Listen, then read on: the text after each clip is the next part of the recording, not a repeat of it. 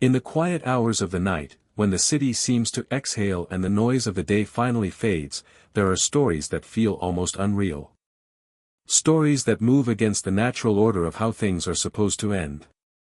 In the world of drug hustlers and street legends, endings are usually predictable: sirens in the distance, prison gates closing, or a name whispered at a candlelit memorial. Yet every so often, there is a story that unsettles that expectation. A story about someone who saw the ending coming and chose to step away before the final chapter was written in blood or concrete walls. This is one of those stories. Detroit, Michigan, was never gentle to dreamers in the late 20th century. By the time the sun went down, the city transformed into something heavier, slower, and more dangerous. Empty factories stood like skeletons along the streets, their windows dark, their machines silent. Neighborhoods once built on industry now survived on improvisation. In that environment, the hustle was not just a choice, it was a language, a rhythm, a way of understanding the world. And in that world, Faison Jr. learned how to listen more than he spoke. What makes Faison different is not that he sold drugs. Thousands did. It is not that he made money. Many made fortunes. What makes his story linger, especially in the quiet hours before sleep, is that he walked away. No dramatic arrest. No high-profile trial. No gravestone with a nickname carved into stone. Around 1991, at the height of the cocaine era, when most hustlers were doubling down, disappeared from the game. And the streets noticed. There is something unsettling about a man who leaves the table while the cards are still good. In street culture, walking away is often seen as weakness or fear. But sometimes, it is neither. Sometimes, it is awareness. AZ's name began to circulate not because of how he entered the drug trade, but because of how he exited it. People whispered about him with a mixture of respect and disbelief. How did he know when to stop? What did he see that others ignored? To understand why his departure mattered, you have to understand the era. The 1980s and early 1990s were not just about drugs, they were about speed. Fast money. Fast cars. Fast lives. Cocaine flowed through cities like Detroit at a pace no one was prepared for. It changed neighborhoods overnight, turned teenagers into millionaires, and made violence feel routine. For many, the goal was simple: get rich before getting caught or killed. Long-term thinking was rare. Planning an exit was almost unheard of. Faison moved differently. Even at his peak, he was not known for flamboyance. While others chased reputation, he chased structure. While others sought fear, he sought efficiency. This difference was subtle but critical. In the drug world, attention is often mistaken for power. AZ seemed to understand that attention was a liability. As the night deepens and the mind begins to drift, it becomes easier to see how rare that mindset truly was. Most hustlers were reacting to the moment, responding to threats, opportunities, and emotions as they appeared. AZ was observing patterns. He noticed how the same cycle repeated itself: success followed by excess, excess followed by exposure, exposure followed by collapse. He saw friends rise quickly and fall even faster. He watched alliances dissolve under pressure.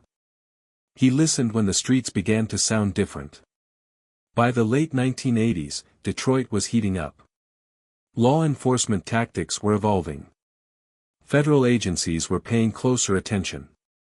Informants became more common. Trust became thinner. And then, the unthinkable happened to someone close to AZ, someone whose fate would quietly confirm everything AZ already feared. The streets sent a message, and for once, someone heard it clearly. What's remarkable is that AZ didn't announce his exit. There was no farewell tour, no last score, no reckless gamble. He simply began to pull back. He understood that survival in that world often depended not on strength, but on timing. Staying too long was the most common mistake. Walking away early was the rarest skill. For listeners drifting toward sleep, there is something oddly calming about this realization. In a genre dominated by chaos, AZ's story introduces restraint. It invites reflection rather than adrenaline. His life reminds us that not every powerful story ends with destruction. Some end quietly, with a decision made in silence, late at night, when no one is watching. The mystery surrounding AZ Faison is not built on myths of invincibility, but on absence. There are no dramatic final scenes to replay. No mugshots or courtroom sketches to analyze. Just a question hanging in the air: what does it mean to win in a game designed to consume its players? As the city slept, AZ chose distance over dominance. He chose anonymity over legend. And in doing so, he became something far rarer than a kingpin. He became a survivor. The deeper you sink into his story, the more it feels like a quiet warning whispered through time. A reminder that sometimes the smartest move is not the boldest one, but the one that allows you to live long enough to tell no story at all. And as the night stretches on, and the mind slows, that thought lingers gently. In a world where so many stories end loudly, AZ Faison's ends in silence. Not because it lacked meaning, but because silence was the meaning.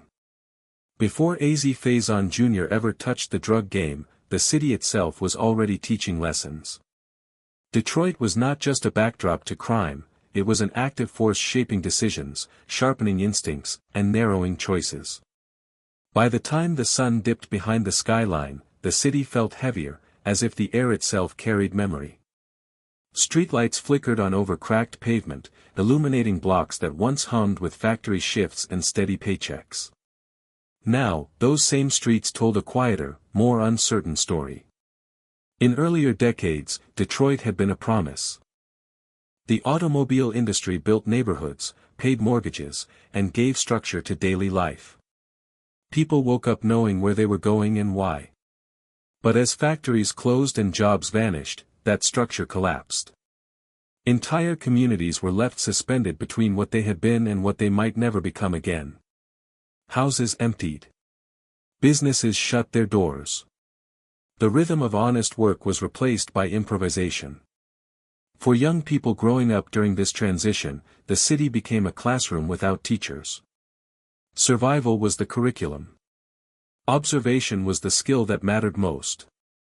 You learned which streets were safe at certain hours and which were not. You learned how to read faces, how to sense tension before it exploded, how to stay invisible when necessary. Detroit taught patience to those willing to learn it, and punished recklessness without hesitation. As heroin faded and cocaine surged into the Midwest, the city changed again. Cocaine brought speed, confidence, and illusion. Money moved faster than ever before, and so did danger. The drug didn't just alter individual lives, it rewired entire neighborhoods. New cars appeared on blocks where poverty had been the norm. Cash replaced credit. Respect became transactional. And violence, once sporadic, grew more systematic. The streets at night told a different story than they did during the day. During daylight, Detroit looked tired. At night, it became alert. Shadows lengthened. Conversations lowered in volume. Deals happened in parked cars, under street lamps, in kitchens with curtains drawn tight. For those paying attention, the city spoke in patterns. Certain cars circled the same blocks. Certain houses stayed busy long after midnight. Certain names carried weight. In this environment, hustling wasn't always born out of greed. Often, it grew out of observation. Young men watched older ones who no longer worried about rent or groceries. They noticed who had heat in the winter and food on the table year-round. The message was subtle but constant: legality was optional, but survival was not. Detroit didn't romanticize the hustle, it normalized it. Law enforcement, overwhelmed and under-resourced in many areas, became part of the city's background noise. Police presence fluctuated. Some blocks saw frequent patrols, others felt forgotten. This inconsistency created pockets where illegal economies flourished quietly. Everyone knew which areas to avoid and which to navigate carefully. Information moved faster than official warnings ever could. Trust became a rare commodity. Neighbors watched neighbors. Everyone suspected someone else of talking too much. The lines between friend, partner, and threat blurred easily. In such an environment, loud personalities rarely lasted long. The city rewarded those who blended in, who listened, who understood when to move and when to stay still. Detroit also carried a deep sense of pride, even in its decline. There was resilience in the people who stayed when others left. A toughness that didn't need to be announced. This pride fed into street culture as well. Reputation mattered, but only to a point. Too much reputation brought attention, and attention brought consequences. As cocaine profits increased, so did competition. Crews formed, expanded, and fractured. The streets became crowded with ambition. Everyone wanted a piece, and many were willing to take risks they didn't fully understand. The city felt like it was accelerating, even as its foundations weakened. Nights grew louder, then quieter again, as sirens echoed and faded into the distance. For someone like Faison, growing up in this Detroit meant learning to separate noise from meaning. The city offered constant information to those patient enough to interpret it. Patterns repeated. The same men who spent recklessly often disappeared. The same corners that generated fast money eventually drew unwanted attention. Detroit showed, again and again, that nothing stayed hidden forever. The economy of the streets mirrored the larger collapse around it. When legitimate systems failed, alternative systems filled the void. Drug money paid bills, supported families, and created a parallel economy that felt stable, until it wasn't. And the city watched silently as generation after generation tested their luck against the same unforgiving rules. At night, Detroit felt almost contemplative. Wind moved through abandoned lots. The glow of downtown buildings reflected faintly in the distance. There was beauty in the stillness, even amid decay. It was in these quiet moments that decisions formed. Choices weren't always made in moments of chaos, but in silence, when the mind had space to think. Detroit didn't push people into the drug game as much as it removed alternatives. For many, the hustle felt less like rebellion and more like adaptation. And yet, the city never stopped reminding its residents of the cost. Every block had stories. Every corner carried history. Names once spoken with admiration became cautionary tales. In this environment, the idea of an exit was almost unthinkable. The city taught endurance, not escape. Most people believed you stayed until something forced you out, handcuffs, a bullet, or a coffin. The concept of choosing to leave felt foreign, even naive. Detroit was a place that held on tight. But it was also a place that rewarded awareness. Those who listened closely could hear when the city's tone shifted.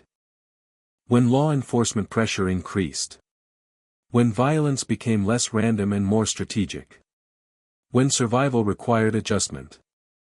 For AZ, Detroit was not just where his story began, it was the lens through which he learned to see the future. The city taught him that everything moved in cycles. That nothing lasted forever. And that knowing when a cycle was ending could mean the difference between becoming another story whispered at night, or quietly stepping out of the darkness while there was still time. As the hours grew late and the city settled into uneasy sleep, Detroit continued to teach these lessons to anyone willing to learn. Some ignored them. Some misunderstood them. And a very few absorbed them deeply enough to one day walk away. Long before his name ever circulated in quiet conversations or cautious street talk, AZ Faison Jr. was just another kid growing up in a city that demanded awareness at an early age. His childhood did not begin with crime or ambition, but with observation. He watched. He listened. He noticed how adults spoke in lowered voices when certain topics came up, how the mood of a room could shift when particular names were mentioned. These early impressions did not frighten him as much as they informed him. Detroit, even in its quieter neighborhoods, had a way of teaching children to read between the lines. AZ grew up in a family environment that, while not wealthy, provided structure. There were expectations, routines, and an understanding of responsibility. Yet beyond the walls of home, the city told a different story. Outside, success was visible in ways that felt immediate and tangible. Cars, clothes, and cash appeared on blocks where traditional jobs had vanished. The contrast between what was taught at home and what was rewarded on the street created a quiet tension that many young people felt but rarely spoke about. As a child, AZ was not known for being loud or confrontational. He was not the one seeking attention or trying to prove toughness. Instead, he carried a calm demeanor, one that allowed him to blend in easily. Teachers might have described him as reserved. Neighbors might have called him respectful. But beneath that calm exterior was a mind constantly processing information. In Detroit, childhood often ended early.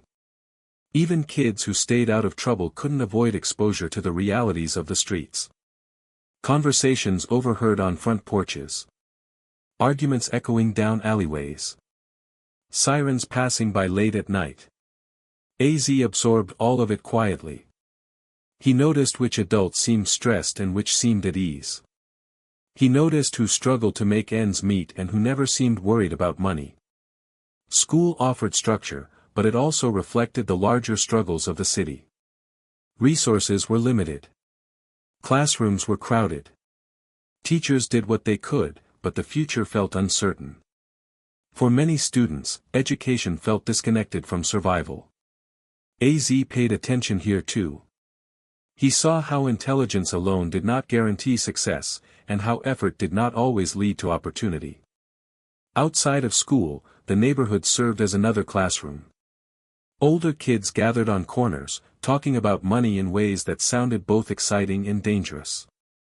Some disappeared for weeks, only to return with new clothes and confidence. Others vanished entirely. These patterns left impressions. AZ noticed how the ones who lasted longest were rarely the loudest. The most visible were often the first to fall. At home, conversations about right and wrong existed, but they competed with a city that constantly challenged those ideas.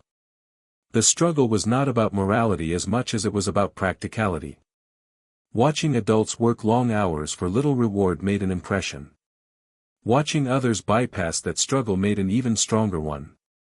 What set AZ apart was not that he rejected these influences, but that he filtered them. He did not rush toward the street life with the urgency others did. He observed from a distance. He paid attention to consequences as much as rewards. He understood, even early on, that every choice carried a cost, and that some costs were delayed. Friends came and went. Some were drawn quickly into trouble. Others tried to stay on safer paths.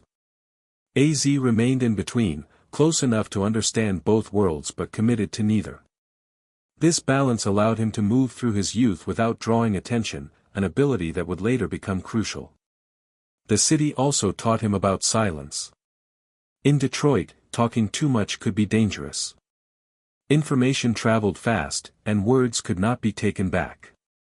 AZ learned when to speak and when to remain quiet. This habit of restraint became part of his identity. People trusted him not because he was outspoken, but because he was discreet. As he grew older, the pull of the streets became harder to ignore. The economic reality around him tightened. Opportunities narrowed. Watching others succeed through illegal means created pressure, even for someone as patient as AZ. But still, he waited. He studied. He learned who failed and why. He learned which mistakes were repeated over and over. He noticed that many who entered the drug trade did so emotionally, driven by anger, desperation, or the need for recognition. AZ felt none of these strongly enough to rush in blindly. His curiosity was intellectual rather than emotional. He wanted to understand how things worked before participating. By the time he reached his late teens, the outlines of his future were becoming clearer. Not in the sense of certainty, but in the sense of awareness. He understood that the city offered limited legitimate paths forward, and that the underground economy filled that gap for many. He also understood that this path came with an expiration date. AZ's early life was shaped less by dramatic events and more by accumulated observation. There were no single moments that pushed him toward hustling. Instead, there were thousands of small impressions, quietly stored away. The way fear changed people. The way money altered relationships. The way ambition blinded judgment. These lessons did not make him cynical, but they made him cautious. He learned to value control over chaos, planning over impulse. Even before he took his first steps into the game, he had already decided that whatever he did, he would do it deliberately. As nights grew longer and the city settled into its familiar rhythm, AZ continued to watch. He watched the rise and fall of those around him. He watched how quickly the streets turned on those who miscalculated. And slowly, without fanfare or declaration, he began to understand that survival in Detroit was less about strength and more about timing. This quiet understanding would follow him into adulthood. It would shape every move he made and every move he chose not to make. Long before he became known as the hustler who walked away, AZ Faison was simply a young man learning how not to be consumed by the city that raised him. When AZ finally took his first steps toward the street economy, it did not happen with a dramatic shift or a sudden plunge into danger. It happened quietly, almost cautiously, the way someone tests the temperature of water before committing to it. By the time he became involved, the idea of hustling was no longer foreign to him. It had been present in the background of his life for years, discussed in whispers, demonstrated through examples both successful and disastrous. What mattered now was not whether the game existed, but how one entered it. AZ began small, deliberately so. There was no rush to impress anyone, no urge to announce his presence. Early deals were modest, controlled, and designed more to teach than to profit. He paid close attention to how transactions unfolded, how people behaved under pressure, and how quickly trust could erode. Every exchange carried a lesson, and AZ treated those lessons as more valuable than the money itself. One of the first things he learned was the importance of reliability. In the street economy, reputation often mattered more than volume.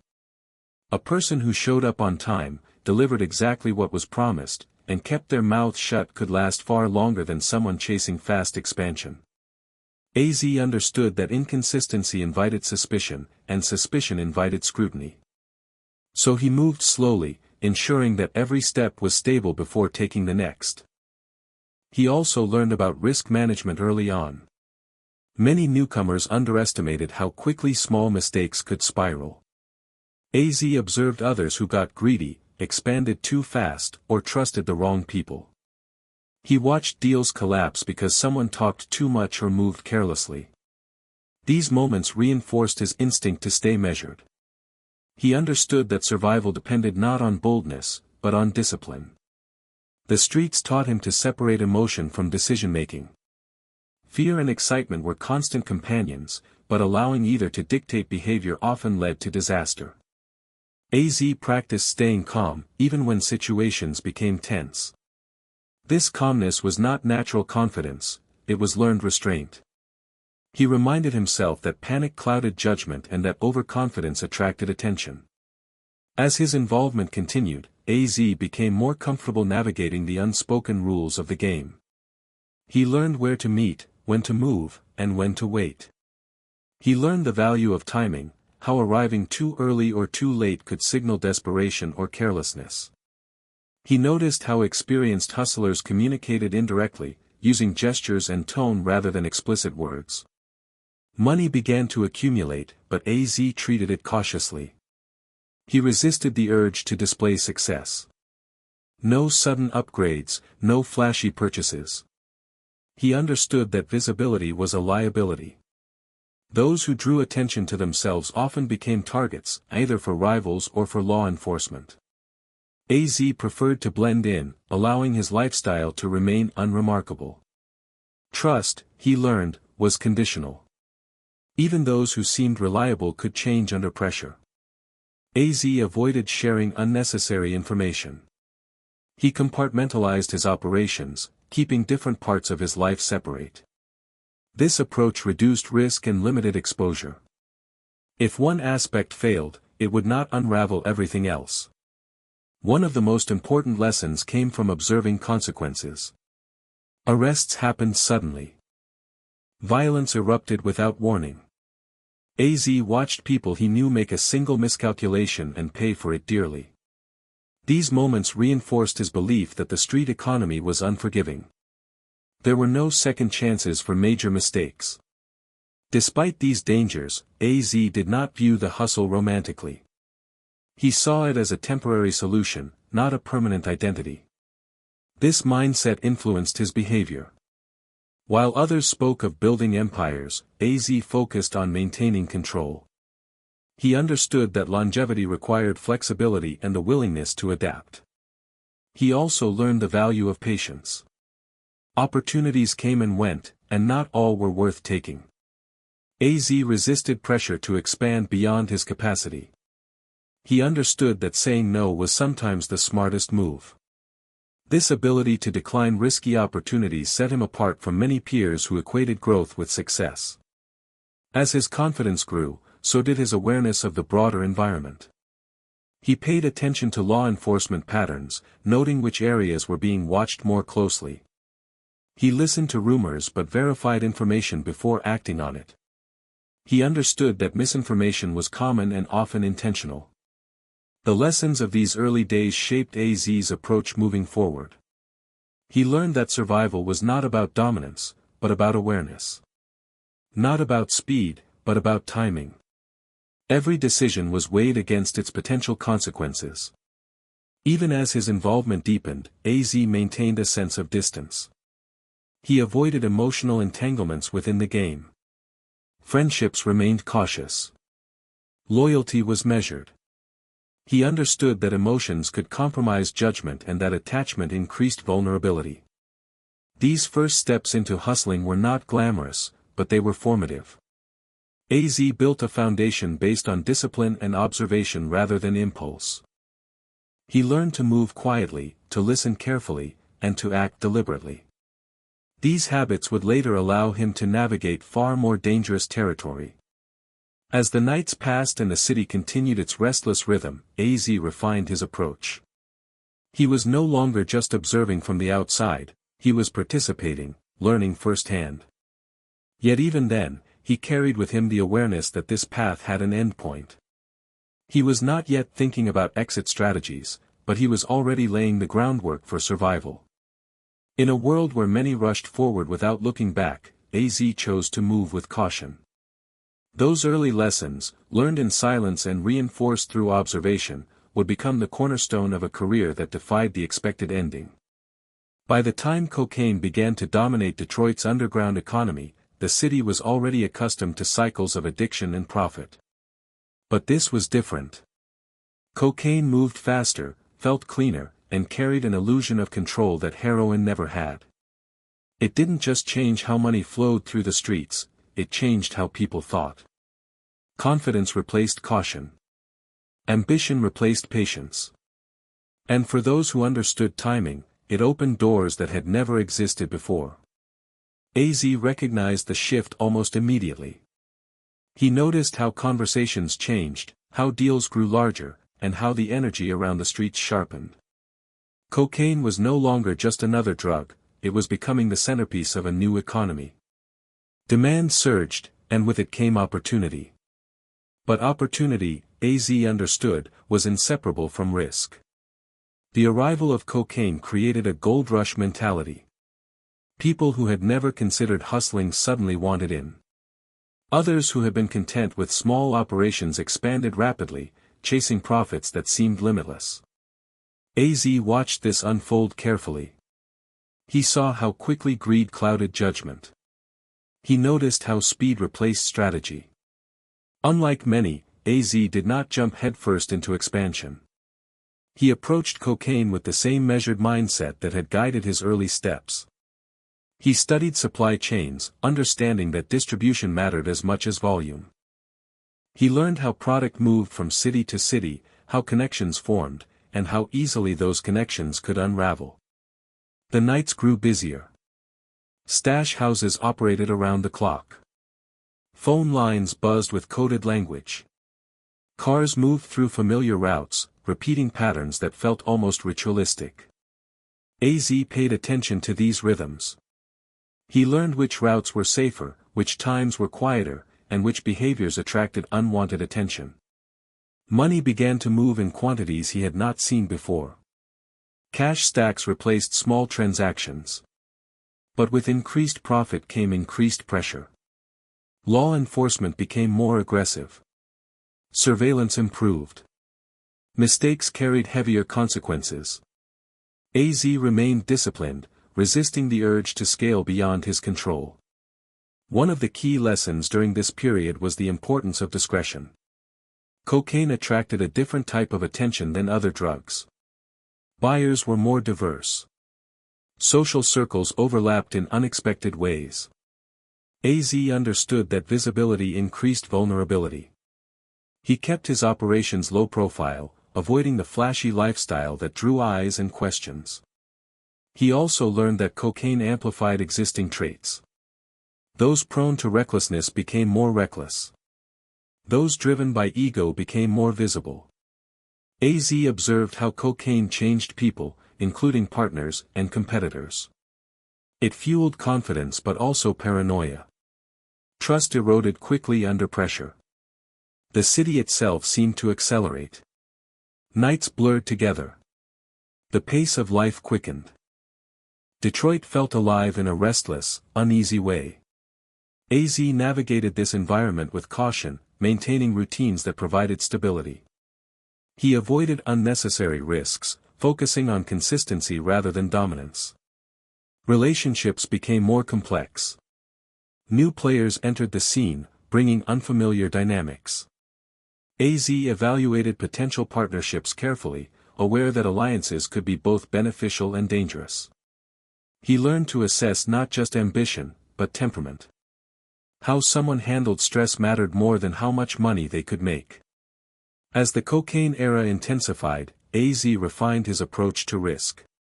He understood that law enforcement pressure was not evenly distributed. Some areas became hot, others cooled off. He adapted, shifting operations as needed. Flexibility became a survival tool. Violence increased across the city, often erupting without warning. AZ noticed that conflicts frequently stemmed from miscommunication or ego. He avoided confrontation whenever possible, understanding that escalation rarely benefited anyone. Staying calm and composed became his advantage. Despite the chaos, AZ did not lose sight of the temporary nature of this success. He reminded himself that every boom eventually attracted attention, and attention inevitably led to collapse. He observed older hustlers who had survived previous waves, noting their mistakes and their exits. Cocaine brought wealth, but it also brought isolation. Trust became even rarer. People spoke less openly. Paranoia crept into conversations. AZ remained vigilant, maintaining boundaries that protected his operations and his peace of mind. As the years progressed, the cocaine economy matured. What began as a surge of opportunity slowly hardened into a battlefield of competing interests. AZ adapted by remaining disciplined and selective. He focused on sustainability rather than expansion. The city continued to teach its lessons. Those who chased quick riches often burned out. Those who moved deliberately lasted longer. AZ absorbed these lessons, adjusting his strategy accordingly. By the late 1980s, cocaine was deeply embedded in Detroit's identity. It shaped neighborhoods, relationships, and futures.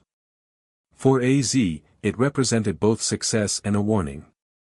He knew that the same force that elevated him could just as easily destroy him. As nights stretched long and the city hummed with activity, AZ continued to navigate the cocaine era with caution.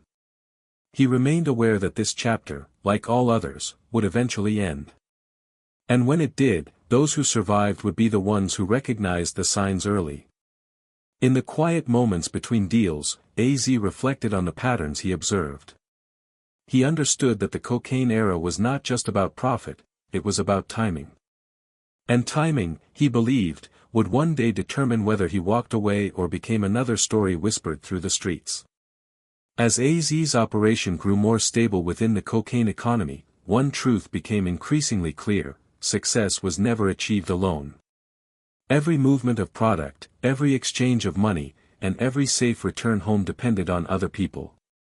And in the street world, people were the greatest asset and the greatest threat. Learning who to trust was not a single lesson, but a continuous process, one that demanded attention, restraint, and an almost uncomfortable level of emotional distance. Early partnerships formed out of convenience more than loyalty. Someone knew a supplier. Someone else knew buyers. Connections overlapped, and temporary alliances emerged. AZ approached these relationships cautiously. He understood that shared profit did not guarantee shared values. Many hustlers equated partnership with friendship, but AZ kept a clear line between the two. He believed that emotional attachment clouded judgment, and judgment was the one thing he could not afford to lose. Trust in the streets was rarely absolute. It was conditional, situational, and always subject to change. AZ learned to measure trust in actions rather than words. Promises meant little if they weren't backed by consistency. He watched how partners handled pressure, how they responded when deals went wrong, and how they behaved when money was tight. These moments revealed more than any conversation ever could. One of the most dangerous misconceptions in the drug world was the idea that shared risk created loyalty. AZ saw this disproven time and again. When law enforcement pressure increased, some people talked. Others panicked. A few betrayed their closest partners to protect themselves. AZ took mental notes, quietly adjusting his inner circle. As money increased, so did temptation. Greed changed people. Some partners began pushing for expansion, wanting to move larger quantities, faster. AZ listened, but he did not rush. He understood that rapid growth often attracted unwanted attention. He preferred slow, controlled progress. This difference in philosophy sometimes created tension. Not everyone had the patience to wait. Disagreements rarely started loud. They began with subtle shifts, tone changes, missed calls, unexplained delays. AZ learned to recognize these signs early. He addressed issues calmly when possible, but he also knew when to distance himself. In the streets, unresolved tension had a way of escalating quickly. Another lesson came from watching partnerships fail. Deals fell apart over mistrust, miscommunication, or ego. AZ noticed that many conflicts stemmed from insecurity rather than necessity. People wanted recognition. They wanted to feel important. AZ avoided feeding these desires. He kept his role understated, allowing others to feel central while he remained steady. Information control became a cornerstone of his strategy. AZ practiced compartmentalization. Partners knew only what they needed to know. This limited exposure protected everyone involved. If one piece failed, it wouldn't compromise the entire operation. This approach sometimes made him seem distant, but it also kept him safe. The city reinforced these lessons daily. Arrests happened suddenly. Rumors spread quickly. Someone who seemed solid one week could vanish the next. AZ learned not to rely on permanence. Every relationship was temporary by nature. Accepting this reality allowed him to make decisions without sentimentality. Trust also extended beyond partners to the environment itself. Safe houses, meeting spots, and routes had to be reliable. AZ noticed that complacency was dangerous. A location that worked once could become compromised the next.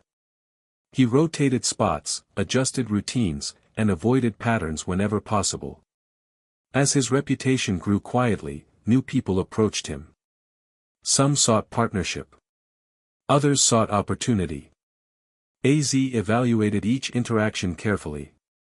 He understood that not every offer was sincere. Some were probes. Others were traps.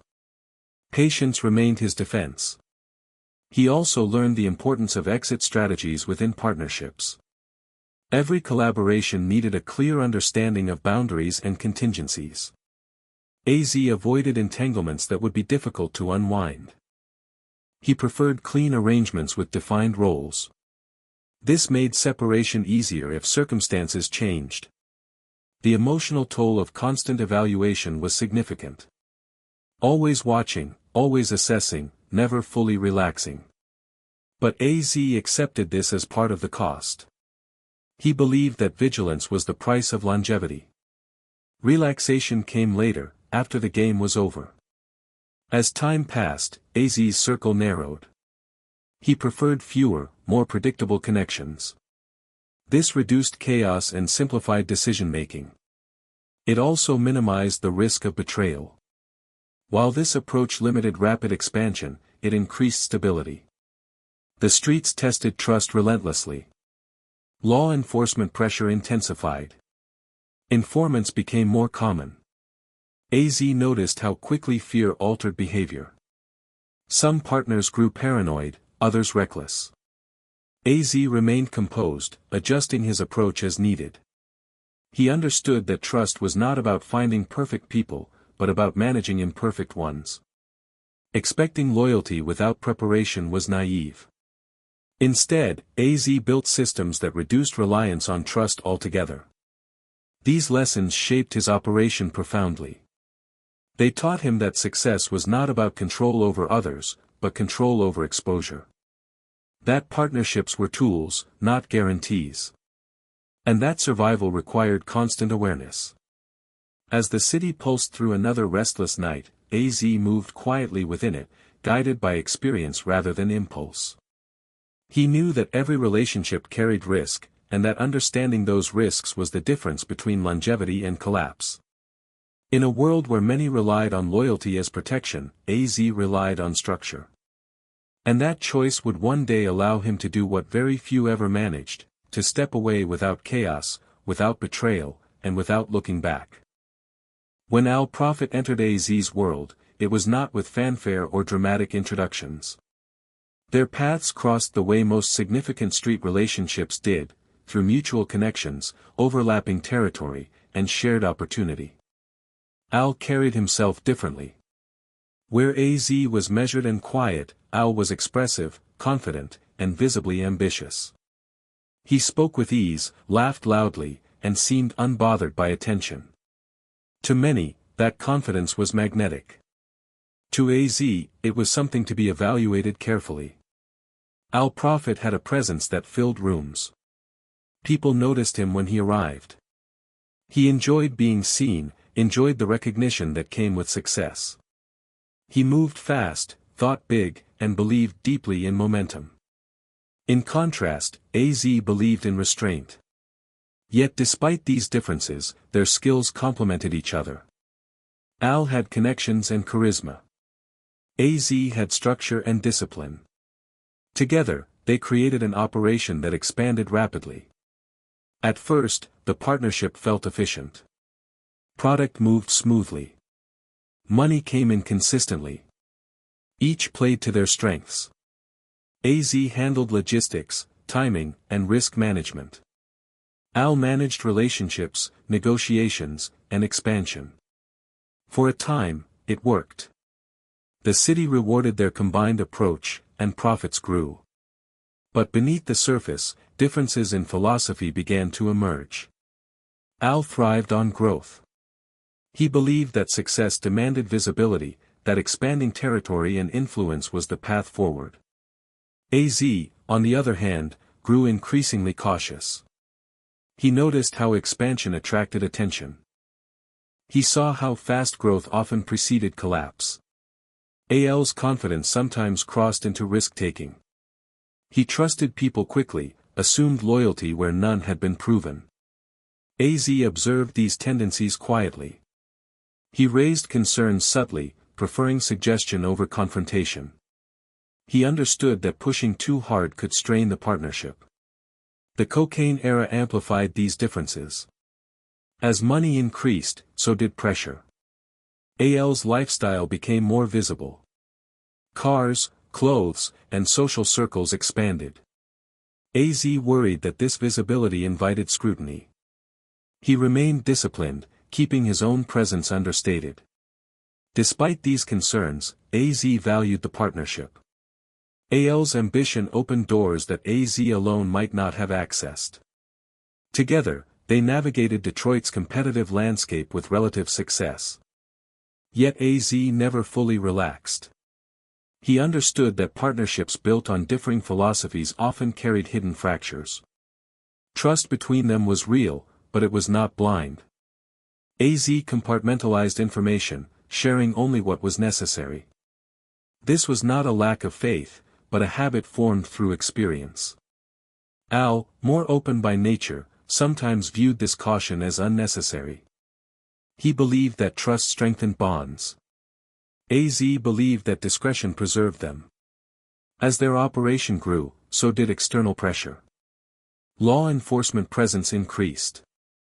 Rivals watched closely. The streets felt tighter, less forgiving. AZ sensed the shift early. He noticed subtle changes in behavior, missed signals, delayed responses, increased tension. Al, driven by momentum, pushed forward. He believed that slowing down would signal weakness. AZ believed that slowing down was survival. These opposing instincts created a quiet tension that never fully resolved. The city had a way of testing partnerships at their peak. Success magnified flaws. Where small operations could survive missteps, larger ones could not. AZ saw patterns repeating, patterns he had observed in other fallen crews. He recognized the signs even as he hoped they would not apply here. Conversations between AZ and Al grew more serious. AZ urged caution, suggesting consolidation rather than expansion. Al listened but remained committed to growth. He trusted his instincts, believing they had brought him this far. Then, without warning, the partnership was tested in the harshest way possible. Al Prophet was killed. The news traveled fast, rippling through Detroit's underground like a shockwave. For AZ, the loss was not just personal, it was instructive. AL's death confirmed fears AZ had quietly carried. It was a brutal reminder that visibility and momentum came with a price. The streets did not forgive miscalculations, no matter how confident the player. In the aftermath, AZ retreated inward. He analyzed everything, the partnership, the decisions, the warning signs. He understood that AL's fate was not the result of a single mistake, but a series of pressures converging at the wrong time. Grief mixed with clarity. AZ mourned the loss of someone he respected, even as he absorbed the lesson left behind. The partnership that once felt powerful now felt like a warning etched into memory. The city responded the way it always did. Conversations shifted. People speculated. Alliances adjusted. AZ moved quietly, minimizing exposure. He understood that after such an event, attention followed everyone connected to it. Al Prophet's death marked a turning point. It stripped away any remaining illusions AZ might have held about longevity in the game. It sharpened his awareness and accelerated his internal countdown. As nights passed and Detroit continued its restless rhythm, AZ carried the weight of this loss with him. It was not just about survival anymore. It was about understanding that every partnership, no matter how profitable, was temporary. In the silence that followed, AZ began to see the end of the road more clearly. AL's ambition had carried them far, but it had also illuminated the cost of staying too long. And AZ, ever observant, was already considering what came next. At the height of AZ's operation, the days and nights blurred together into a steady rhythm of movement, calculation, and quiet control. This was the phase that most people imagined when they thought about the drug game, the money flowing consistently, the systems running smoothly, the sense that everything had finally clicked into place. Yet for AZ, this period did not feel triumphant. It felt precise. Controlled. Balanced on a narrow edge that demanded constant attention. By this point, AZ had learned how to keep his world compartmentalized. Business stayed business. Personal life remained separate. He avoided mixing the two, understanding that overlap created vulnerability. Many around him believed that reaching this level meant freedom. AZ believed it meant responsibility. The more successful the operation became, the more fragile it was. Money came in steadily, often in amounts that would have overwhelmed someone less disciplined. But AZ treated profit as data, not as validation. Each influx of cash told a story, about demand, about risk, about sustainability. He resisted the urge to celebrate publicly. No lavish spending. No visible change in routine. His life looked unremarkable on the surface, and that was intentional. The operation itself ran like a quiet machine. Routes were established. Timing was precise. Communication remained minimal and coded. AZ relied on systems rather than spontaneity. He understood that chaos was the enemy of longevity. Predictability, when managed carefully, provided stability. Despite this control, pressure never disappeared. In fact, it intensified. Larger operations attracted more attention, even when handled discreetly. AZ remained vigilant, constantly scanning for signs of trouble. A change in law enforcement presence. A shift in street behavior.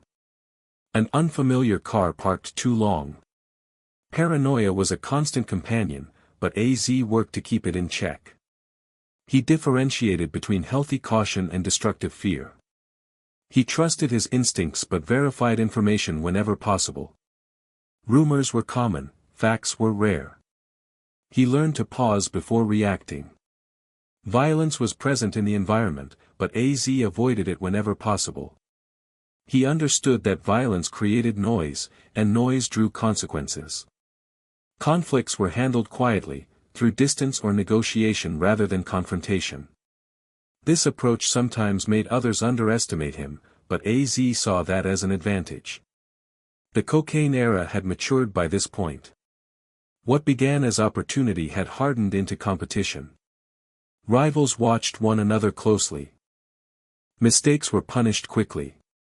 AZ observed how crews rose and fell, often within the same year. Success was fleeting, and complacency was fatal. At this peak, AZ also felt the weight of responsibility toward those involved in his operation. Their livelihoods depended on stability. One misstep could unravel everything. This awareness reinforced his cautious approach. He did not chase dominance, he chased sustainability. Yet beneath the surface, cracks began to form, not within the operation itself, but within the broader environment. Law enforcement tactics evolved. Informants became more prevalent. Federal attention increased. AZ sensed that the window of opportunity was narrowing. The city felt different. Less forgiving. More alert. The streets no longer felt like a system that could be navigated indefinitely. AZ noticed how conversations shifted toward survival rather than growth. He listened carefully, reading between the lines. Despite the success, AZ never lost sight of the temporary nature of his position. He did not believe in permanent empires.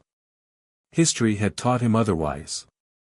He observed how quickly power could evaporate, leaving nothing but consequences behind. In quiet moments, AZ reflected on his path. He recognized that he had reached a point few ever did, operating at a high level without chaos. Yet he also recognized that this level came with heightened risk. The margin for error had never been smaller. Sleep, when it came, was light. The mind never fully rested. AZ accepted this as part of the cost. He understood that vigilance was not optional. Relaxation belonged to another phase of life, one that did not yet exist. Relationships during this time remained controlled. AZ limited his circle, keeping interactions purposeful. Trust remained conditional. He did not confuse familiarity with safety. Many around him grew comfortable. AZ refused to. The operation continued to run smoothly, but AZ felt an internal shift. Success no longer felt like progress. It felt like exposure. The same systems that produced profit also produced patterns, and patterns could be traced. This realization did not create panic, but it planted a seed. AZ began to think beyond the present. Beyond the next deal. He started imagining an end point, not in detail, but in principle. As the city moved through another restless season, AZ maintained his composure. He stayed disciplined. He kept his presence minimal. On the surface, everything appeared stable. But beneath that stability was awareness. Awareness that this phase, no matter how well managed, could not last forever. Awareness that peaks were dangerous places to linger. And so, even at the height of his power, AZ began to listen for signals of change. The operation thrived, but AZ's attention quietly shifted toward what came next. Success in the street economy has a way of announcing itself, even when those involved try to keep it quiet. At first, the signs are subtle. A few more people notice you. Conversations pause when you enter a room. Names are spoken more often, sometimes with admiration, sometimes with curiosity. AZ felt this shift before it became obvious. He sensed that the balance he had worked so carefully to maintain was beginning to tilt.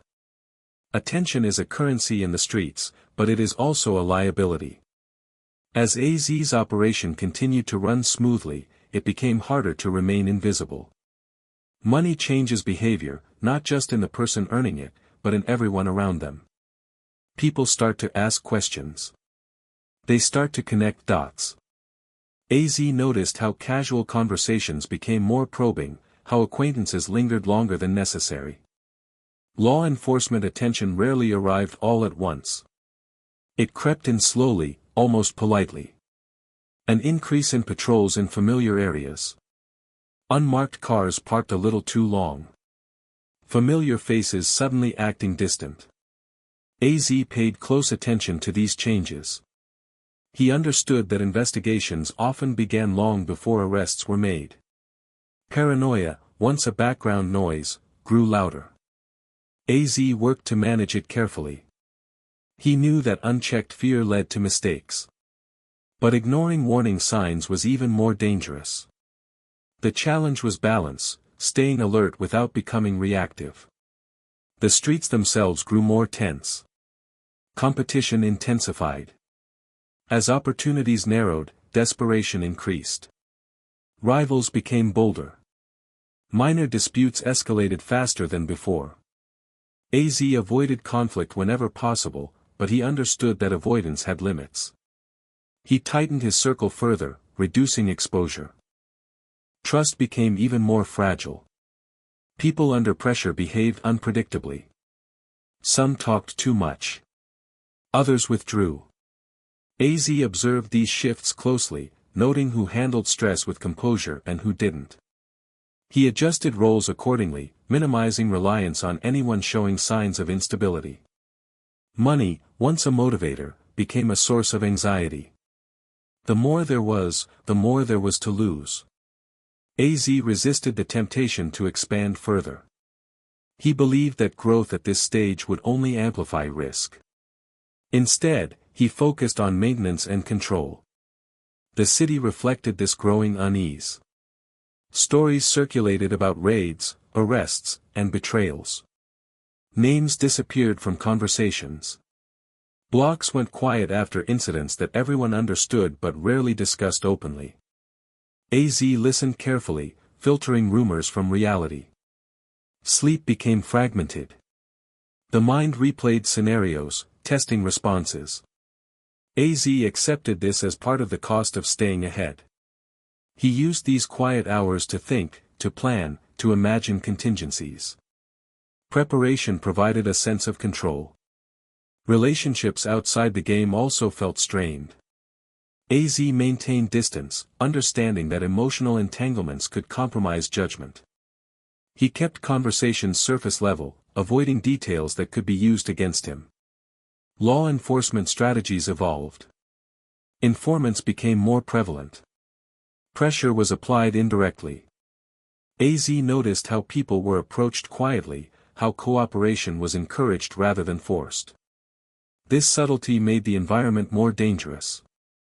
Betrayal was harder to detect. AZ responded by simplifying. Fewer moving parts. Clearer roles. Less communication. He believed that complexity increased vulnerability. Streamlining operations reduced exposure. Despite these efforts, the sense of inevitability grew. AZ recognized that no system was immune to prolonged scrutiny. He had seen it happen to others. Operations that seemed untouchable eventually cracked under sustained pressure. This awareness did not produce panic. Instead, it produced clarity. AZ began to accept that this phase of his life had a natural endpoint. The question was no longer if, but when, and how. The streets offered constant reminders. Each arrest was a warning. Each violent incident reinforced the stakes. AZ absorbed these lessons quietly, adjusting his internal timeline. He began to consider scenarios he had previously avoided. What would it take to step away? What signs would signal that it was time? These thoughts were not yet plans, but they marked a shift in perspective. As attention increased, AZ became more disciplined. He avoided unnecessary movement. He reduced interactions. He listened more than he spoke. He trusted his instincts, honed through years of observation. The city continued to hum around him, restless and unforgiving. AZ moved through it carefully, aware that visibility had become his greatest risk. In the quiet moments between activity, AZ reflected on the paradox of success. The very systems that had elevated him were now drawing scrutiny. The skills that had sustained him would now need to guide him toward a different kind of survival. As nights grew longer and the weight of attention pressed in, AZ remained calm. He understood that this tension was a signal. A warning that the balance had shifted. And somewhere in that growing unease, the idea of walking away began to take shape, not as fear, but as strategy. By the late 1980s, the atmosphere in Detroit shifted in a way that even the most confident hustlers could feel. What once seemed like a chaotic but navigable landscape began to tighten, as if an invisible net was slowly being drawn closed. Law enforcement was no longer reacting to crime, it was anticipating it. Strategies evolved, resources increased, and the focus turned sharply toward dismantling drug networks rather than just interrupting them. AZ sensed this change before it became common knowledge. He noticed how familiar routines no longer felt safe. Areas that had once been quiet suddenly became unpredictable. Patrol patterns changed. Surveillance became more sophisticated. The city felt alert in a way it hadn't before. Federal agencies became more involved. Task forces combined local knowledge with broader resources. This brought a new level of pressure. Investigations grew longer and more patient. Instead of quick arrests, law enforcement focused on building cases. AZ understood the danger of this approach. It meant that activity could go unnoticed for months, even years, before consequences arrived all at once. The streets responded with tension. Conversations turned cautious. Trust eroded further. People became guarded, unsure of who might be cooperating. Informants were no longer just rumored, they were expected. AZ observed how quickly fear altered behavior. Some hustlers overreacted, making sudden moves that drew attention. Others froze, hoping inactivity would protect them. AZ chose a different path. He slowed down deliberately. He minimized exposure and reduced unnecessary movement. He believed that patience was his best defense. Reacting emotionally to pressure often created mistakes, and mistakes were what law enforcement relied on. Raids began to make headlines. Familiar names appeared in the news. Operations that once seemed untouchable collapsed overnight. AZ read these signs carefully, treating each event as information. He analyzed what went wrong, how law enforcement gained access, and where vulnerabilities existed. The crack epidemic brought heightened urgency. Communities demanded action. Political pressure mounted. Law enforcement budgets expanded. AZ understood that the environment was no longer tolerant of large-scale drug activity. The window that had allowed growth was closing rapidly. Violence surged alongside enforcement. As pressure increased, conflicts intensified. Desperation drove reckless decisions. AZ avoided these situations whenever possible. He believed that violence was often a symptom of panic rather than strategy. He also noticed changes in how law enforcement approached individuals. Rather than mass arrests, they focused on leverage. Charges were used strategically to encourage cooperation. AZ recognized the danger this posed to loosely connected networks. Even peripheral involvement could unravel entire operations. AZ tightened his circle even further. He reduced contact, limited communication, and reinforced compartmentalization. He believed that fewer connections meant fewer points of failure. Sleep remained light. The mind stayed active, constantly evaluating risk. AZ used this time to think through contingencies. What if someone talked? What if a route was compromised? Preparation provided a sense of control. The city felt less forgiving. The margin for error shrank. AZ noticed that even small mistakes carried disproportionate consequences. The rules of the game were changing, and those who failed to adapt were being removed quickly. As enforcement intensified, AZ began to question the sustainability of continued involvement. The rewards no longer justified the risks. The cost of staying grew heavier each day. He observed peers who ignored these signs, convincing themselves that they were insulated. Many believed their systems were too strong to fail. AZ had seen this mindset before, and he knew how it ended. This period marked a turning point. The thrill of success faded, replaced by calculation. AZ no longer viewed the operation as an opportunity to expand, but as something to manage carefully until the right moment arrived. The city continued its restless cycle. Sirens echoed more frequently. Conversations grew shorter. The streets felt tense, as if holding their breath. AZ remained composed. He understood that panic was contagious and dangerous. He focused on maintaining stability, even as the environment destabilized. As the crackdown intensified, AZ began to prepare mentally for change. He didn't yet act, but the idea of exit moved from abstract thought to practical consideration. The late nights became moments of reflection. AZ evaluated his priorities, his risk tolerance, and his future.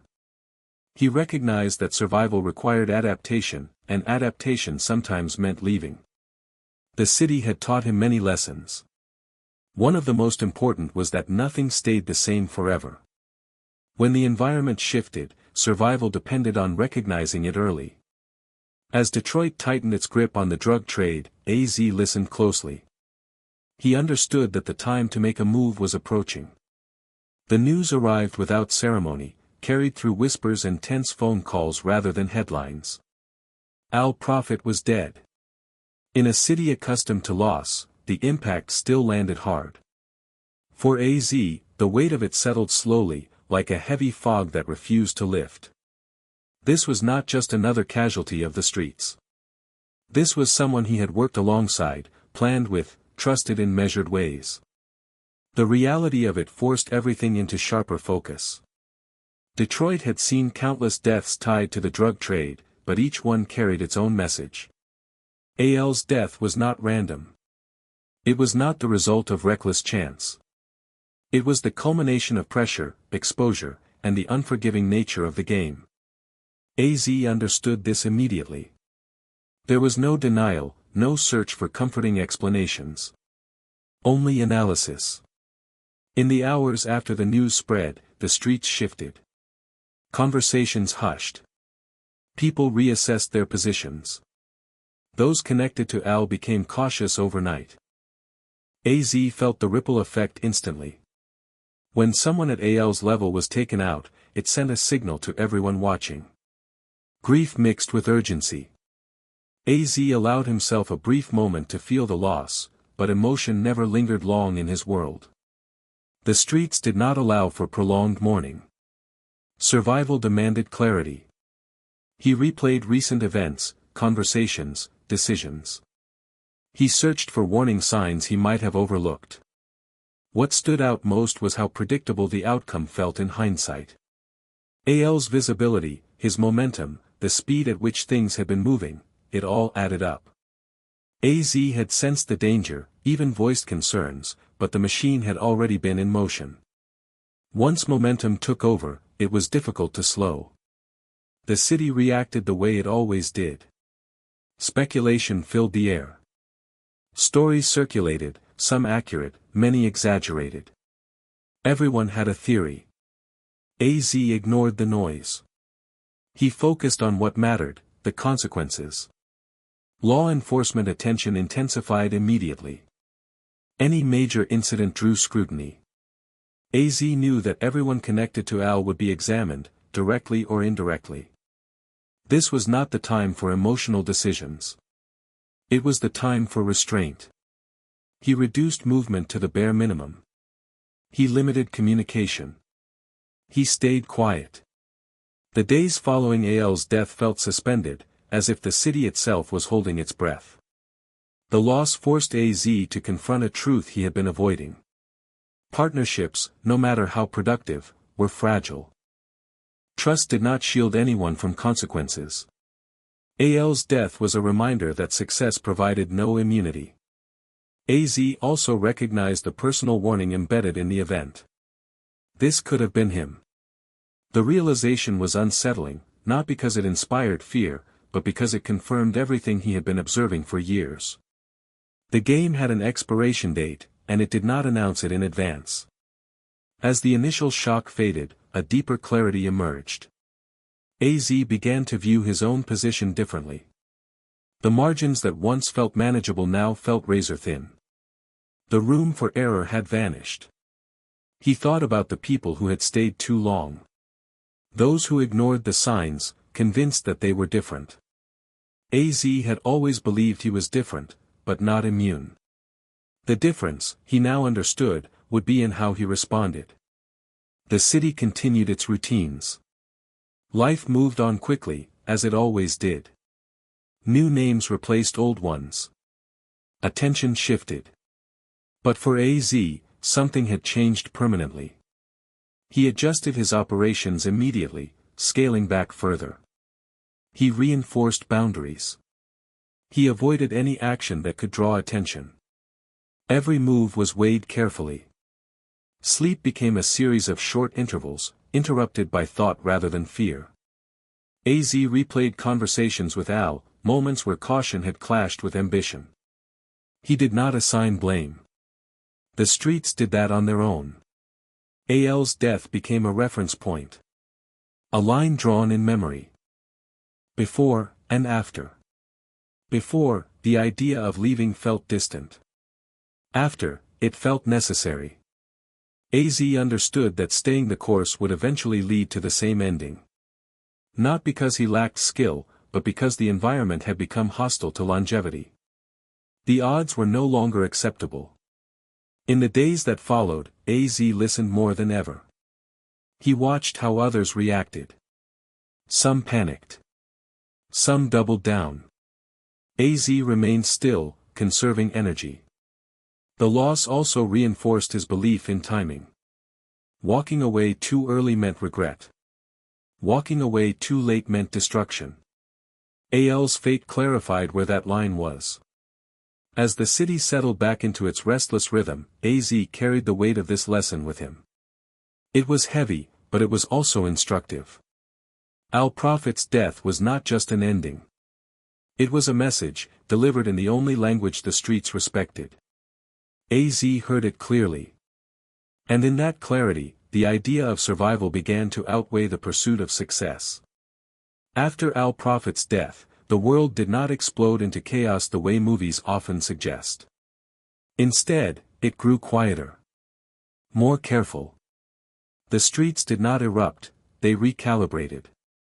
For AZ, this silence was louder than gunshots. It forced him inward, into a phase of reflection that felt both necessary and unavoidable. The law stripped away any remaining illusion that the game could be mastered indefinitely. He began to see patterns with new clarity. Not just in recent events, but across years of observation. The rise always followed the same arc. The fall did too. What differed was how long it took and how many people were dragged down along the way. AL's death was simply the most recent confirmation of a truth AZ had known for a long time but never fully accepted. The signs were everywhere now. Law enforcement pressure was no longer abstract, it was personal. Friends spoke differently. Phone calls felt strained. Familiar routines felt exposed. AZ sensed that the environment had crossed a threshold. What once felt risky but manageable now felt unforgiving. He paid attention to small details. The way people hesitated before answering questions. The sudden politeness from those who used to speak freely. These shifts told him more than rumors ever could. Fear had entered the equation, and fear changed everything. AZ also noticed how quickly loyalty dissolved under pressure. People who once projected confidence now spoke cautiously, hedging every sentence. The possibility of cooperation with law enforcement hovered over every interaction. AZ did not judge this. He understood human nature. Survival instincts overrode loyalty every time. This realization deepened his resolve to limit exposure. He reduced communication further. He avoided unnecessary meetings. He trusted silence more than words. Late nights became moments of calculation. AZ mentally mapped out his options, weighing each one carefully. Continuing meant accepting increased risk with diminishing reward. Leaving meant abandoning income, status, and the identity he had built quietly over years. He considered what staying would require. More secrecy. More paranoia. Less sleep. Constant vigilance. And still, no guarantee of safety. The cost felt increasingly disproportionate to the benefit. AZ thought about the endgames he had witnessed. Prison sentences that erased decades. Violence that ended lives abruptly. Families left without answers. These outcomes were not theoretical, they were familiar. He also thought about timing. Leaving too early often meant regret and vulnerability. Leaving too late meant consequences. The window for a clean exit was narrow, and it closed quickly. The idea of walking away no longer felt like weakness. It felt like strategy. AZ reframed the concept in his mind. The ultimate win was not dominance, but survival. He evaluated his finances, his obligations, his connections. He looked for entanglements that could complicate an exit. He began untangling them quietly, without drawing attention. The city continued to hum around him. Nights passed with their usual rhythms. But AZ felt separate from it now, as if observing from a distance. He had mentally stepped back, even if physically he remained present. He noticed how many people clung to the game despite clear warning signs. Fear of change kept them trapped. AZ recognized this fear in himself and worked to overcome it. He also considered life beyond the streets. Not in detail, but in principle. He imagined quiet mornings, unmonitored conversations, the absence of constant calculation. The thought felt foreign but appealing. Trusting his instincts had served him well so far. They now pointed in one direction. AZ accepted that ignoring them would be the real risk. The decision was not dramatic. There was no single moment of declaration. It formed gradually, solidifying with each passing day. Leaving became less about possibility and more about inevitability. AZ knew that execution mattered. A poorly planned exit could be as dangerous as staying. He would need patience, discretion, and timing. He would need to fade, not vanish suddenly. As he prepared mentally, he remained disciplined. He did not rush. He did not announce intentions. He continued to operate carefully, buying time while preparing for transition. The city did not know what was coming. Neither did most of the people around him. Az preferred it that way. Al's death remained present in his thoughts, not as grief, but as guidance. It reminded him that the game did not reward hesitation at the wrong moment. As night stretched on and the city settled into uneasy sleep, Az finalized what he had been circling for months.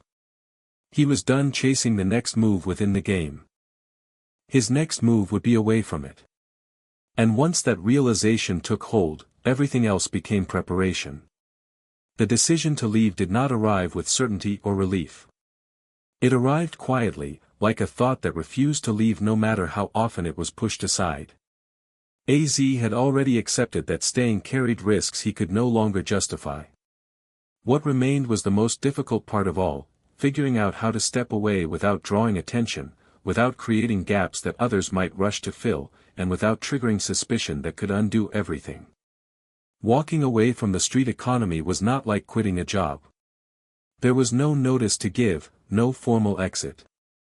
Leaving too abruptly could signal fear or weakness, and fear attracted predators. Az understood that the exit itself could be the most dangerous phase. Timing and subtlety would determine whether he survived it. He began by slowing down even further. Deals became smaller, less frequent. He delegated carefully, then gradually reduced delegation. The goal was to shrink his footprint without creating shockwaves. He wanted his presence to fade naturally, so that by the time anyone noticed, there would be nothing left to question.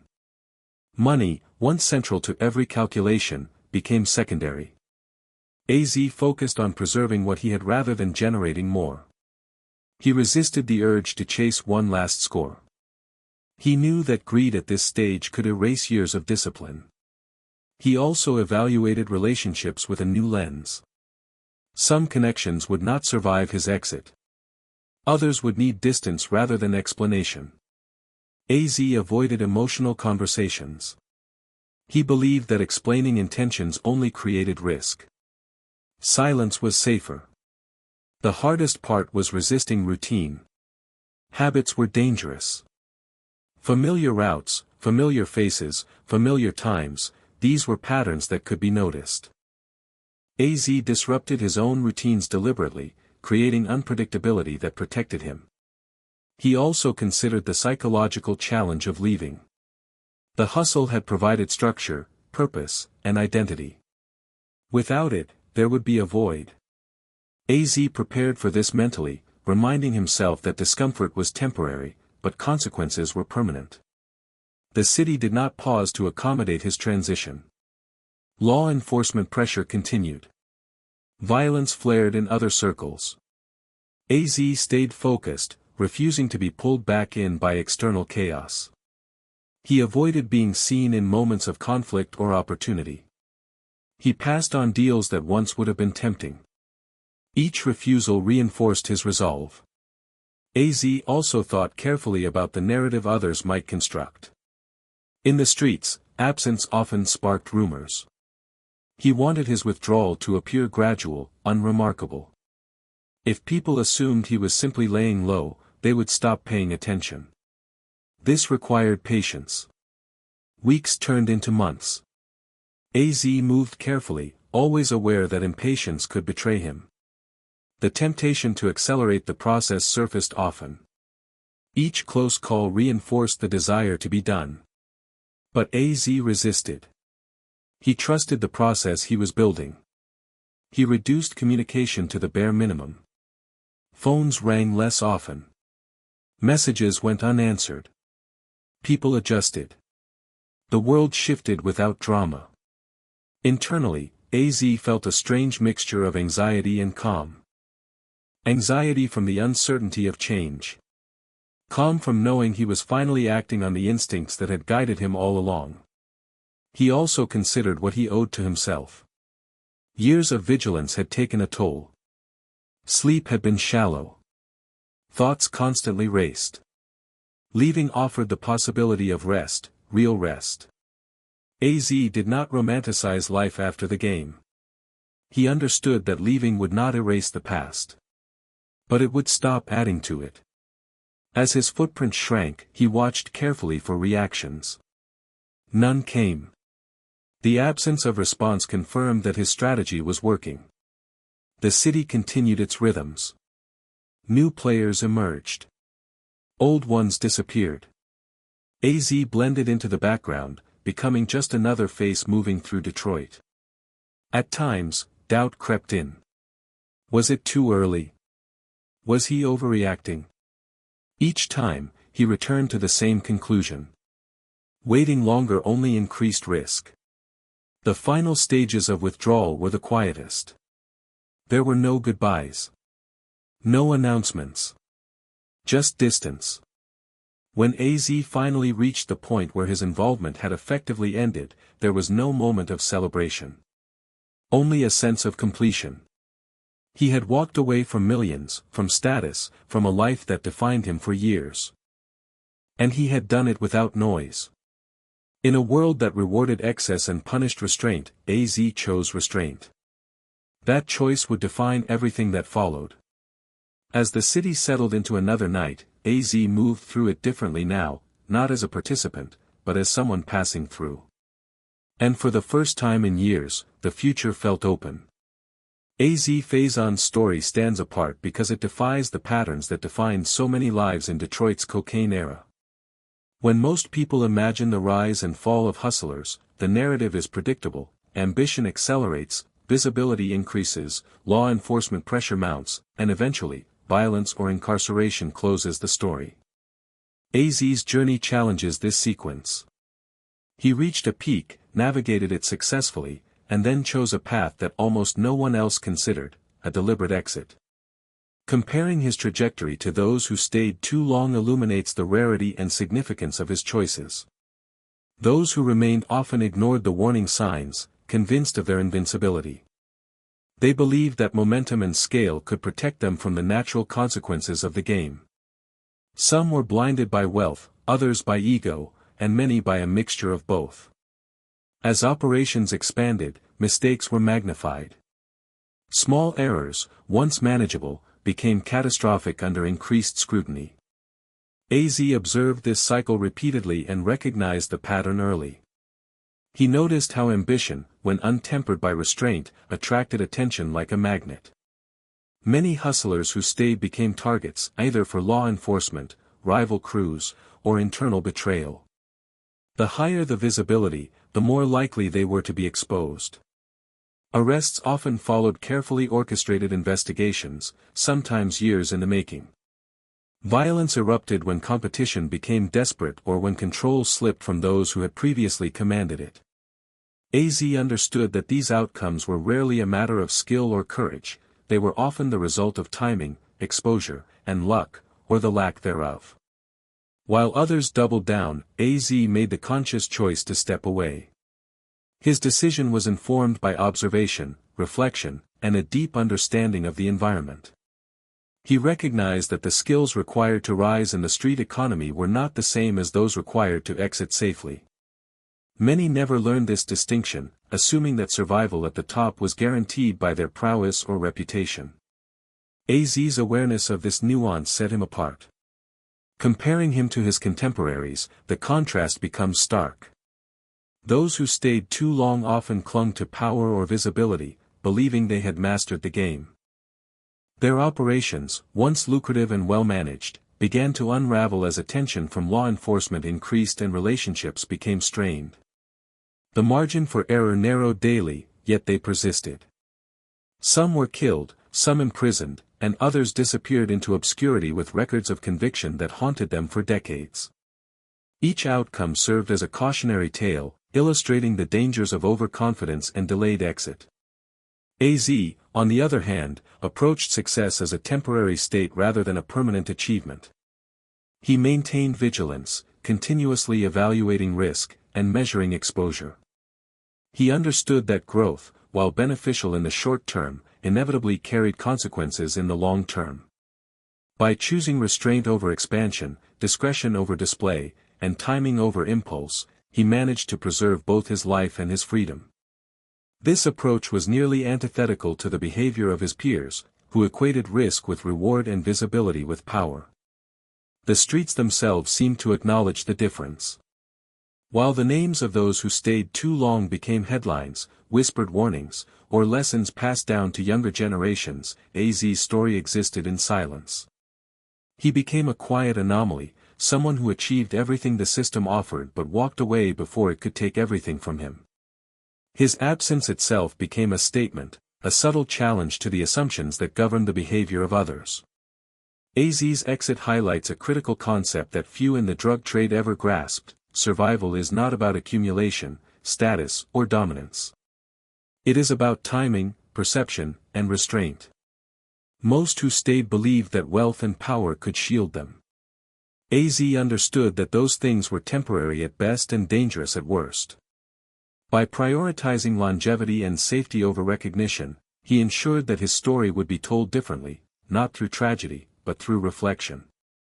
The comparison also illustrates the psychological differences between those who survived and those who did not. Hustlers who stayed too long often made decisions emotionally, reacting to pressure, temptation, or pride. AZ made decisions rationally, evaluating risk and consequence with a clarity honed through years of observation. This discipline allowed him to anticipate dangers before they materialized, while others only recognized threats after they had already struck. Even at the peak of his operation, AZ retained the perspective that his involvement had a natural expiration date. He treated his role like a system with inputs, outputs, and constraints, rather than a platform for personal glorification. He understood that exceeding the boundaries of this system could be fatal, and he structured his life accordingly. In contrast, those who remained often ignored constraints, believing that control at scale could overcome inherent risk. This hubris proved deadly. Moreover, AZ's story challenges assumptions about morality and ambition in the drug trade. Survival did not require ruthlessness, flamboyance, or fearlessness. It required observation, patience, and foresight. By stepping away, AZ demonstrated that the ultimate power is not in conquest, but in choosing when to stop. Many of his peers lacked the self-discipline to recognize this, and the consequences were unavoidable. The contrast between AZ and those who stayed too long also provides a framework for understanding the structural dangers of the environment itself. Detroit streets in the cocaine era were unforgiving. Expansion drew attention. Violence escalated unpredictably. Law enforcement tactics evolved constantly. Anyone who remained exposed themselves to compounded risks that could overwhelm even the most capable operators. AZ's ability to perceive these patterns and act on them illustrates a rare combination of intelligence, restraint, and timing. Finally, the difference is not just in survival, it is in legacy. Those who stayed too long left behind stories of caution, regret, and tragedy. AZ left behind a narrative of possibility. A story that proves that walking away can be as courageous and as difficult as any confrontation or heist. His absence, deliberate and controlled, became his statement, a silent testament to the importance of timing and foresight in a world that rarely rewards either. Through this lens, AZ's story is more than a personal biography. It is a study in contrasts, ambition versus prudence, exposure versus discretion, impulse versus calculation.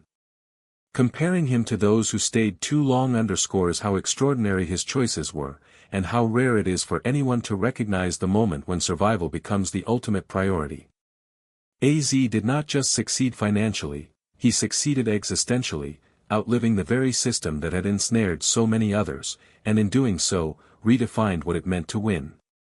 The story of AZ Faison offers more than a chronicle of the streets or the cocaine era in Detroit. It offers lessons, quiet but profound, that extend far beyond the immediate context of hustling. In reflecting on his journey, it becomes clear that the principles guiding his survival were less about audacity and more about awareness. His decisions illuminate truths about ambition, restraint, and timing, lessons that can resonate even outside the world of drugs, crime, or high-stakes urban economies. One of the first lessons is the value of observation. AZ's early success was built on the careful study of patterns, both human and environmental. He noticed how people behaved under pressure, how trust could erode, and how alliances formed and dissolved. In many ways, he treated the streets like a living laboratory, analyzing cause and effect over years rather than reacting impulsively.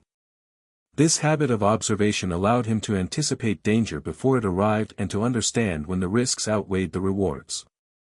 Observing without rushing to judgment, seeing the full picture, and noticing small signals before they become crises is a skill that is rarely celebrated, yet it was essential to his survival. Another lesson is the importance of timing. The streets are a world dominated by cycles, rises and falls, momentum and collapse. AZ learned to recognize the subtle signs that a cycle was nearing its end. He understood that leaving too early could feel like loss, while leaving too late could be fatal. This principle of timing applies universally. Knowing when to act, when to pause, and when to step back can define outcomes in ways that brute effort alone cannot. AZ's life demonstrates that wisdom often lies in understanding the rhythm of circumstances and aligning one's decisions accordingly. Restraint is another critical takeaway. In a culture that often equates boldness with survival, AZ's calm, measured approach stands out. While others chased visibility, flaunted wealth, or sought status, he prioritized longevity. This restraint was not passivity. It was a deliberate strategy, a conscious decision to avoid the traps that ensnared so many others. Restraint, in this context, was a form of power. It allowed him to navigate a dangerous environment without succumbing to its pressures. The lesson extends beyond crime. The ability to delay gratification, to measure ambition against risk, and to resist the allure of immediate recognition can often produce more sustainable outcomes than unchecked boldness. AZ's story also teaches the importance of adaptability. The world he navigated changed constantly, law enforcement strategies evolved, rivals shifted their positions, and the streets themselves transformed over time. He survived not because he was stronger than others, but because he adapted. He adjusted operations, altered routines, and remained attentive to the subtle shifts that others ignored. Adaptability is a lesson in humility. The world will not conform to expectations, and those who survive are those who change with it rather than trying to force it to bend to their will. Trust and discretion emerge as equally crucial lessons. AZ's survival depended on understanding the conditional nature of trust in a high-risk environment. He shared information carefully, compartmentalized operations, and recognized that loyalty in the streets was often situational. By managing exposure and being judicious about relationships, he minimized vulnerabilities. The principle here is that selective openness, knowing what to reveal, to whom, and when, is often a cornerstone of safety and effectiveness. Transparency can be a liability when the stakes are high, and discretion is a form of protection that should not be underestimated. AZ's choice to leave, rather than continue, underscores a lesson about courage that is often misunderstood. Walking away from the streets was not a retreat in fear, it was an act of strategic courage. It required self-awareness, confidence in judgment, and the strength to resist societal or peer pressures that equate persistence with toughness. True courage, his story suggests, is not always about confrontation or dominance. Sometimes it is about recognizing limits and choosing survival over spectacle. The psychological discipline he developed over years is another key takeaway. Living with constant risk, observing behavior, and managing complex operations required mental resilience. AZ's mind was trained to analyze calmly, make rational decisions under pressure, and tolerate uncertainty without succumbing to panic. This form of discipline is transferable, whether navigating business, personal relationships, or complex systems. The ability to remain composed, assess risk, and act strategically under pressure is invaluable. Reflection and foresight are central to the lessons AZ's story imparts. He consistently projected beyond the immediate moment, thinking through consequences before acting. This future-oriented perspective allowed him to anticipate not only dangers but also opportunities to step away safely. It highlights the importance of foresight in decision-making. Success is rarely just a product of the present, it is shaped by anticipating the trajectory of events and adjusting accordingly. Finally, AZ's journey teaches humility. Despite operating at the top of a dangerous and high-reward system, he recognized the limits of his control. He understood that the environment, law enforcement, rivalries, and chance, would ultimately dictate outcomes beyond his personal skill. This awareness did not produce fear, it produced clarity. Humility, in his case, was a tool for survival, reminding him that dominance in the short term is not the same as lasting success. Collectively, these lessons converge into a broader principle: true success in high-risk environments depends as much on perception, discipline, and timing as it does on ambition or talent. AZ's story emphasizes that survival and longevity often require qualities that are subtle, deliberate, and internalized, qualities that may go unnoticed by observers but are essential to lasting outcomes. In contemplating his life, one also sees the interplay between action and restraint. The streets rewarded bold moves, yet punished recklessness. AZ learned that the most effective strategies were not always the most visible, but the most measured. His story encourages reflection on the ways in which restraint, patience, and foresight can be applied in life outside the streets as well. The broader takeaway is that understanding limits, assessing risk, and acting with deliberate caution are not signs of weakness, but of strategic intelligence. In the quiet of reflection, AZ's narrative reminds listeners that the highest form of mastery is not necessarily about conquest or accumulation, but about knowing when to disengage.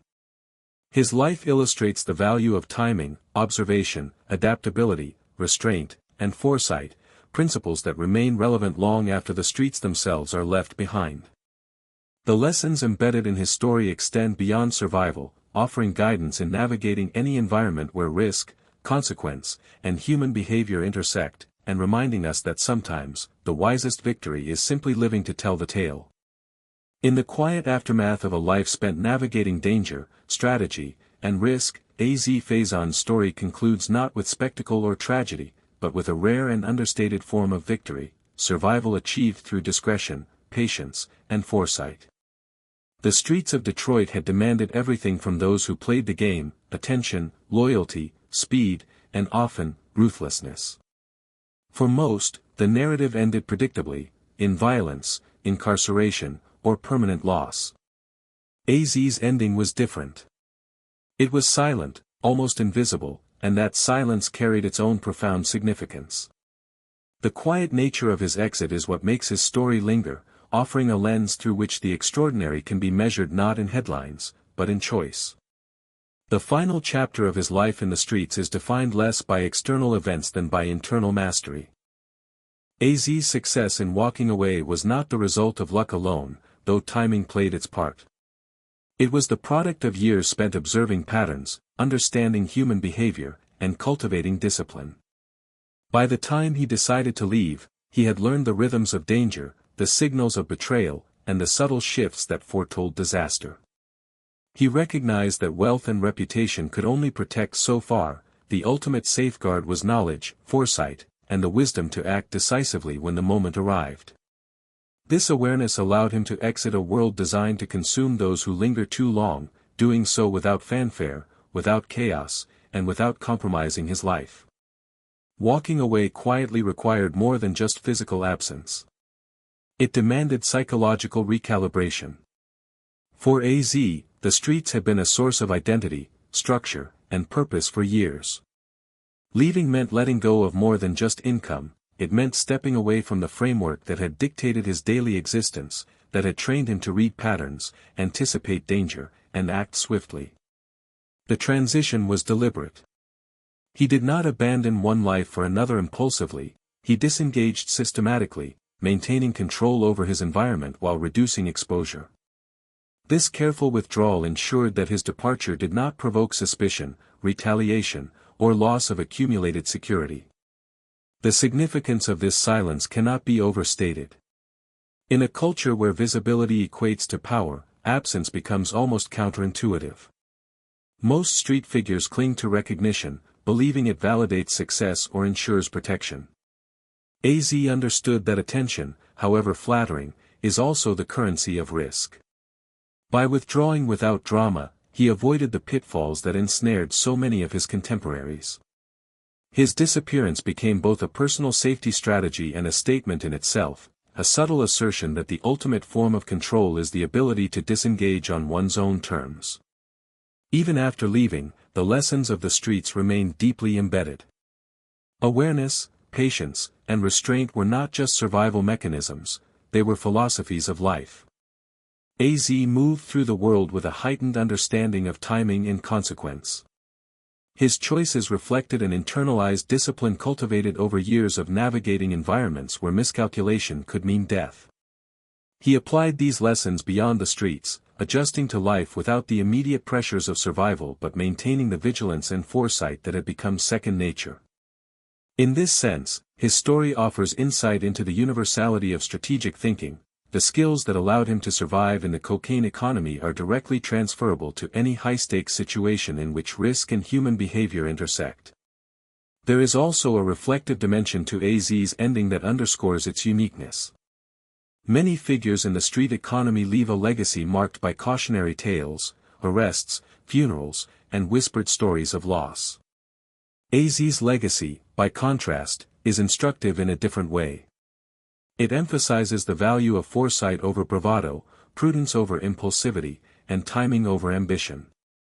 His life demonstrates that the most profound victories are not always the most visible, they are often internal, realized through decisions that protect one's life, health, and future opportunities. In the context of a world built on volatility and exposure, this lesson resonates as a rare example of calculated success. AZ's ability to remain untraceable in his exit also highlights the importance of understanding human attention and perception. By avoiding dramatics, he ensured that neither rivals nor law enforcement had reason to focus on him. His presence diminished naturally, as patterns of absence replaced direct explanations. This method reflects a deep psychological understanding. In environments dominated by observation and gossip, invisibility can be a more effective form of power than confrontation. AZ became an example of how restraint and subtlety can surpass raw force in achieving lasting outcomes. In the broader narrative of life in high-risk contexts, AZ's exit challenges conventional notions of achievement. Success is often measured by accumulation, dominance, and visibility, yet his story illustrates that the ultimate form of success may be the ability to disengage strategically. He preserved his life, his freedom, and his autonomy, assets far more enduring than transient wealth or reputation. In doing so, AZ redefined what it means to win. The streets, with all their chaos and danger, never dictated his ending, he did. As the years passed, the absence of his name in headlines or criminal records became a testament to his mastery of timing and discretion. Whereas others became cautionary tales, AZ became an anomaly, a silent benchmark for what careful observation, patience, and restraint can achieve.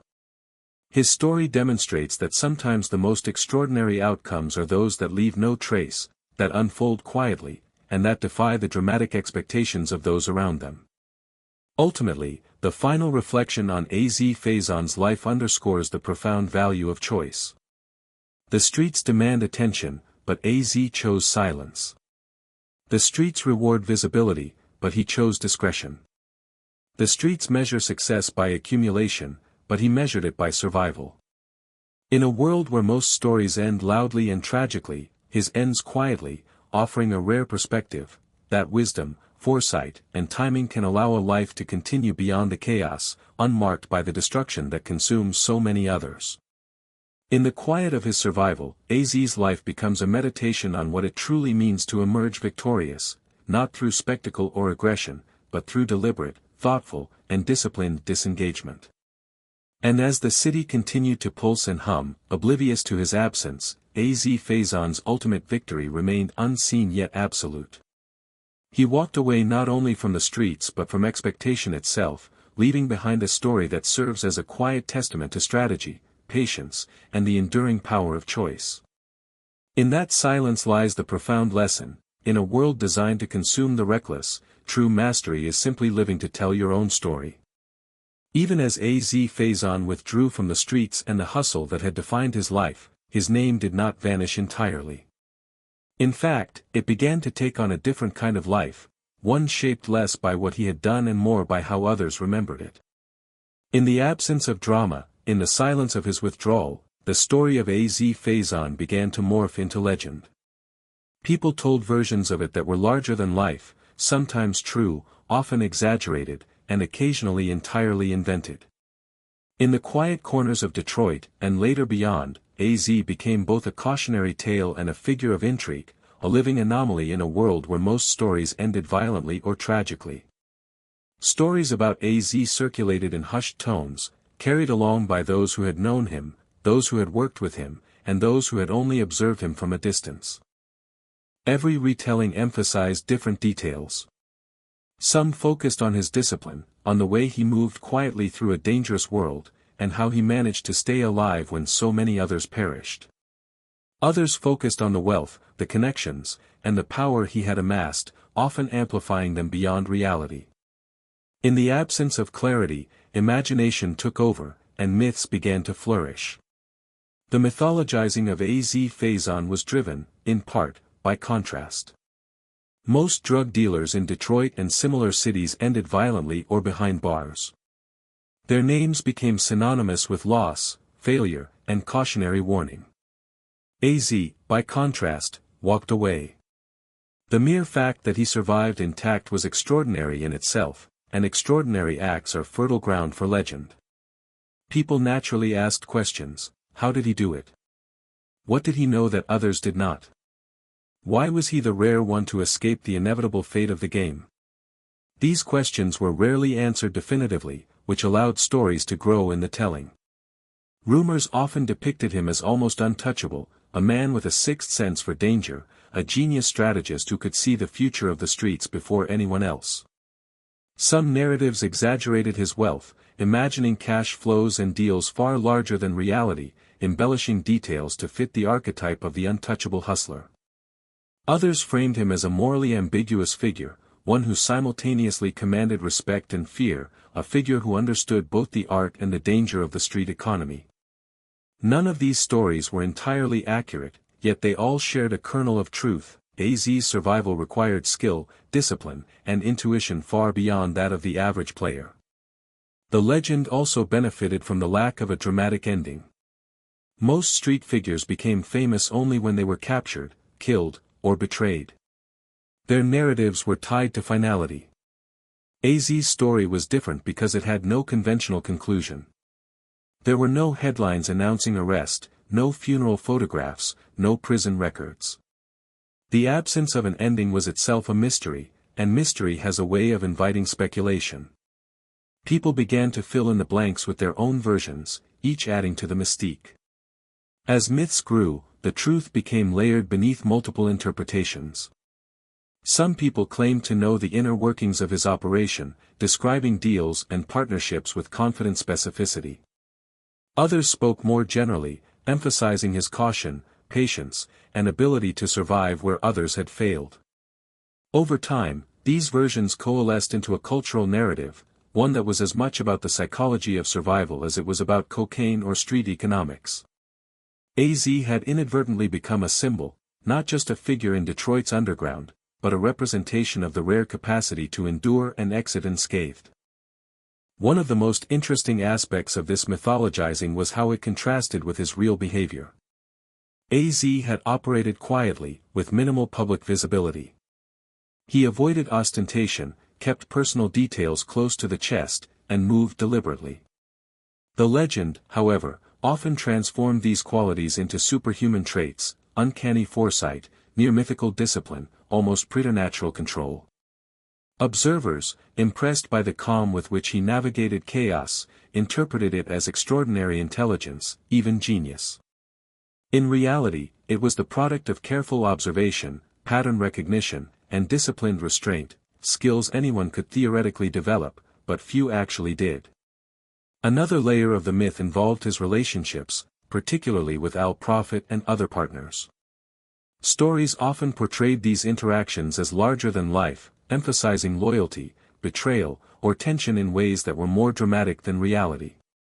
While AZ had experienced both alliance and loss, the narratives that emerged emphasized drama over subtlety, turning everyday operational decisions into moral or heroic dilemmas. This process of amplification is typical in the formation of legend. Details are stretched to fit a narrative structure that resonates emotionally with listeners, often prioritizing intrigue over accuracy. Rumors also circulated about his ability to walk away, at will, as if he had anticipated every danger and manipulated circumstances like a chess grandmaster. While AZ did possess foresight and discipline, the reality was far more nuanced. His exit required patience, observation, and timing. It was neither instantaneous nor theatrical, it was deliberate, cautious, and invisible. Yet in storytelling, the invisible is often transformed into the miraculous. The streets, fascinated by a figure who defied expectation, began to attribute intentionality and brilliance in almost mythic proportions. The legend of AZ also spread beyond Detroit, carried by word of mouth and later by media interest in stories of rare survival in the drug economy. Writers, commentators, and even aspiring hustlers recounted his story, often without verification. Some emphasized the moral angle, a hustler who recognized the value of life over wealth. Others emphasized the strategic angle, a man who outwitted the system through intellect and foresight. Each narrative reinforced the mystique, creating layers of interpretation that made separating truth from exaggeration increasingly difficult. One reason the myth endured is that AZ's approach defied conventional logic in the streets. In a culture that often equates risk-taking with courage and visibility with strength, the idea of exiting quietly, voluntarily, and successfully challenged assumptions. His actions disrupted the expected narratives. Not every hustler needed a violent end to be remembered. In a sense, AZ's disappearance became a counter-narrative, a story about restraint and foresight rather than brute force or notoriety. This inversion made his legend psychologically compelling. People were drawn to the idea that survival could be an art, that mastery over oneself and one's environment could yield a rare outcome, life intact and unassailed. As the story evolved, it became clear that the myth served multiple functions. For some, it was aspirational, a demonstration that discipline and observation could yield freedom, even in the most dangerous circumstances. For others, it was cautionary, proof that the streets are unpredictable, and that the rare successes of a few highlight the dangers of the many. AZ, intentionally or not, had become a symbolic figure embodying both strategy and luck, the reward for those willing to observe and the warning for those who did not. The myth also reinforced cultural memory. In neighborhoods and communities touched by the cocaine epidemic, his story persisted not only because of his actions but because of what they represented, the possibility of survival against the odds. In a city where most stories ended violently, the tale of AZ Faison walking away created a sense of fascination, respect, and sometimes disbelief. It reminded people that rules existed even in the chaos of the streets, that awareness and timing mattered more than bravado, and that sometimes the rarest power lay in restraint. Yet for AZ himself, the myth was largely irrelevant. He understood the gap between perception and reality. He knew that stories exaggerated, that details were embellished, and that the true measure of his life was survival, not legend. But even as he ignored the myths, they reinforced the truth of his strategy. By staying disciplined, maintaining awareness, and exercising patience, he had achieved what very few ever could. The story of AZ Faison, mythologized though it became, served as a testament to the power of foresight, observation, and restraint. In the quiet moments of reflection, AZ may have understood that the legend would outlive him, perhaps even defining his identity in ways he had never intended. Yet this did not disturb him. Unlike others who seek notoriety, he had walked away from the streets quietly. The myths were someone else's creation, built on curiosity, admiration, and the natural human tendency to fill gaps with narrative. They amplified his choices but did not define them. His survival, the disciplined withdrawal from danger, remained entirely his own achievement. Ultimately, the legend of AZ Faison demonstrates the tension between reality and perception in the world of street economics. It shows how absence can be as powerful as presence, how restraint can be more compelling than aggression, and how the quiet mastery of oneself can create stories that captivate others long after the facts have faded. AZ's myth, while amplified and sometimes distorted, stands as a reminder that in a world obsessed with visibility and spectacle, survival and discretion can be far more remarkable than conquest or notoriety. And in the end, it is this mixture of truth and embellishment that ensures his story continues to echo through the streets, through retellings and rumors, through fascination and speculation, making Faison both a historical figure and a near-mythic symbol of rare survival in an environment that consumes almost everyone who enters it. In the aftermath of Al Prophet's death, and as the cocaine trade in Detroit grew ever more volatile, Faison began to notice a stark contrast between himself and the vast majority of his peers. The streets were unforgiving, and most hustlers remained trapped in a cycle that led inevitably to violence, imprisonment, or death. AZ's story diverged from this pattern, but only because he had learned lessons others either ignored or failed to internalize. In examining this divergence, one can see what made him exceptional, and why so many others who appeared equally talented and ambitious failed to escape the same fate. The first contrast lies in discipline. Many hustlers at AZ's level were driven by ego, greed, or the desire for visibility. They equated power with prominence, believing that recognition and reputation were as important as financial success. These individuals often made mistakes that were glaring in hindsight, flaunting wealth, trusting too openly, expanding too quickly, and underestimating the consequences of exposure. AZ, in contrast, prioritized control over display. His discipline was not about self-denial for its own sake, but about maintaining a stable environment where errors were minimized and survival maximized. While peers operated in a feedback loop of risk and reaction, AZ operated in a framework of anticipation and management. Second, foresight distinguished AZ from those who remained in the streets too long. Many hustlers chased short-term gains, ignoring patterns that had already destroyed others. They failed to recognize the cyclical nature of enforcement, rivalry, and internal betrayal. AZ, however, had spent years observing, learning, and predicting. He understood the rise and fall of crews, the way alliances shifted under pressure, and how law enforcement strategy evolved. This ability to anticipate allowed him to adjust before danger materialized. Where others were reactive, AZ was proactive.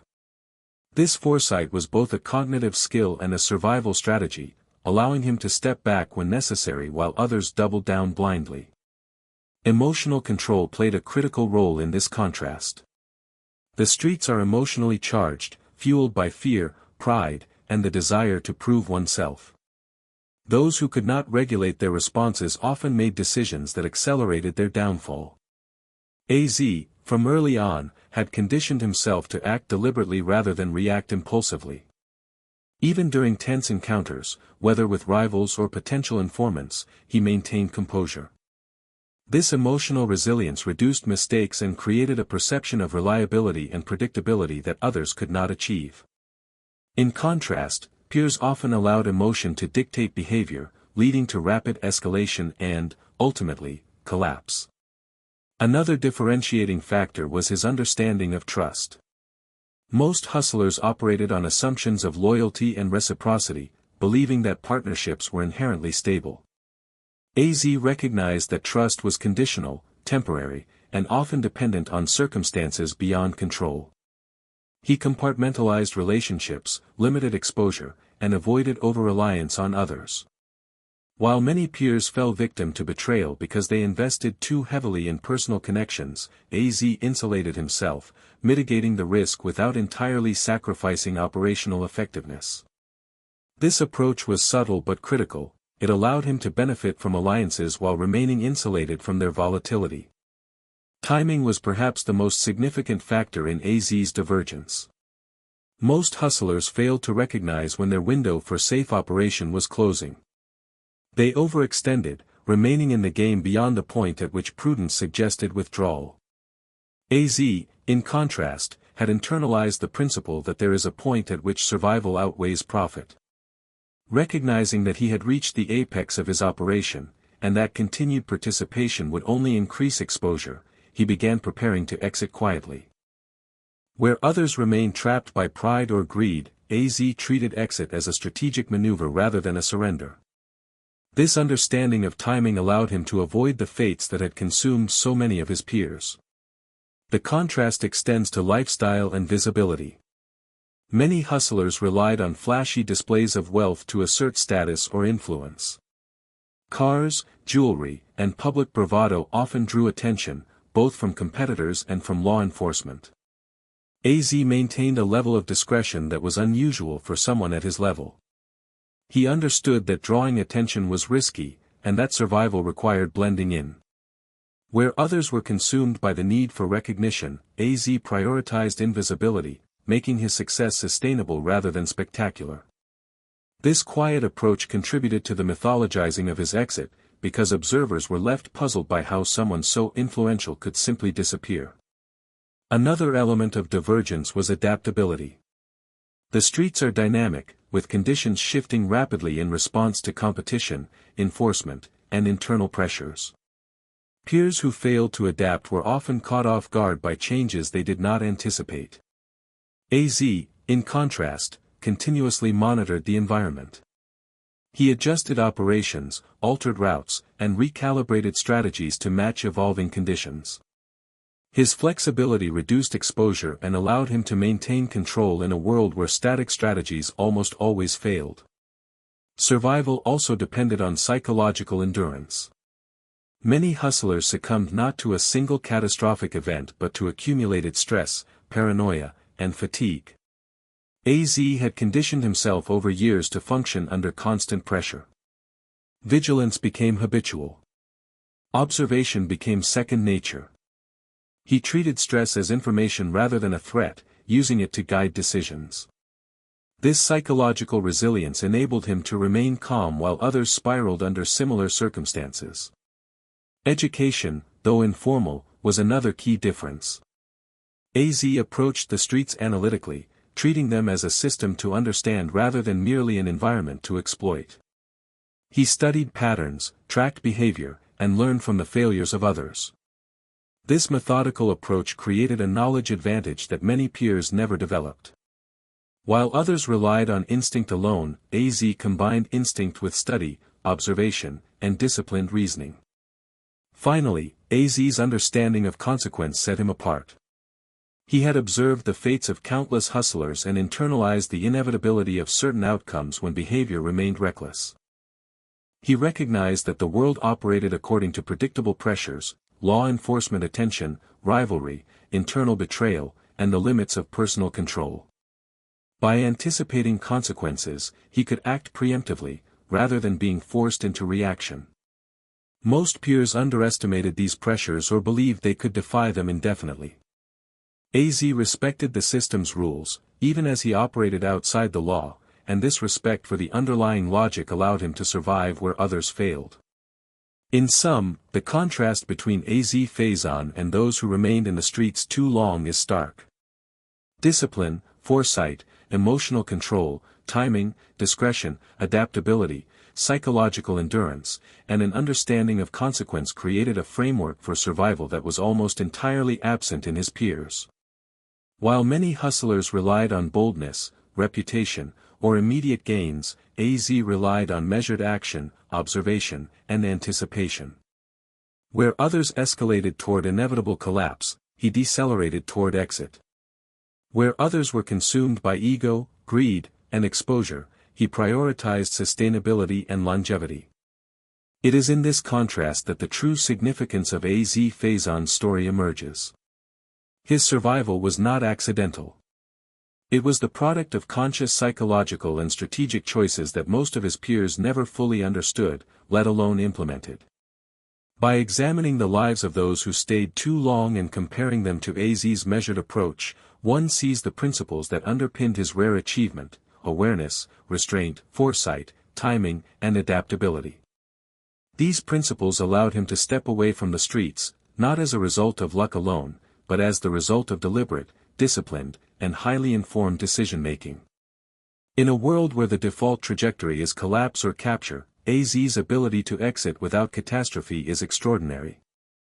The contrast underscores a broader lesson about survival. in environments governed by high risk and high stakes, mastery over oneself, mental acuity, discipline, and strategic thinking, can outweigh brute force, visibility, or even ambition. While his peers often mistook boldness for skill, AZ understood that the rarest and most valuable skill in the street economy was knowing when to leave. Ultimately, this comparison highlights why AZ's story continues to captivate. It is not merely the tale of a hustler who thrived, it is the story of someone who recognized the rules of the game and applied them with precision, achieving a rare outcome in a system designed to consume almost everyone who enters it.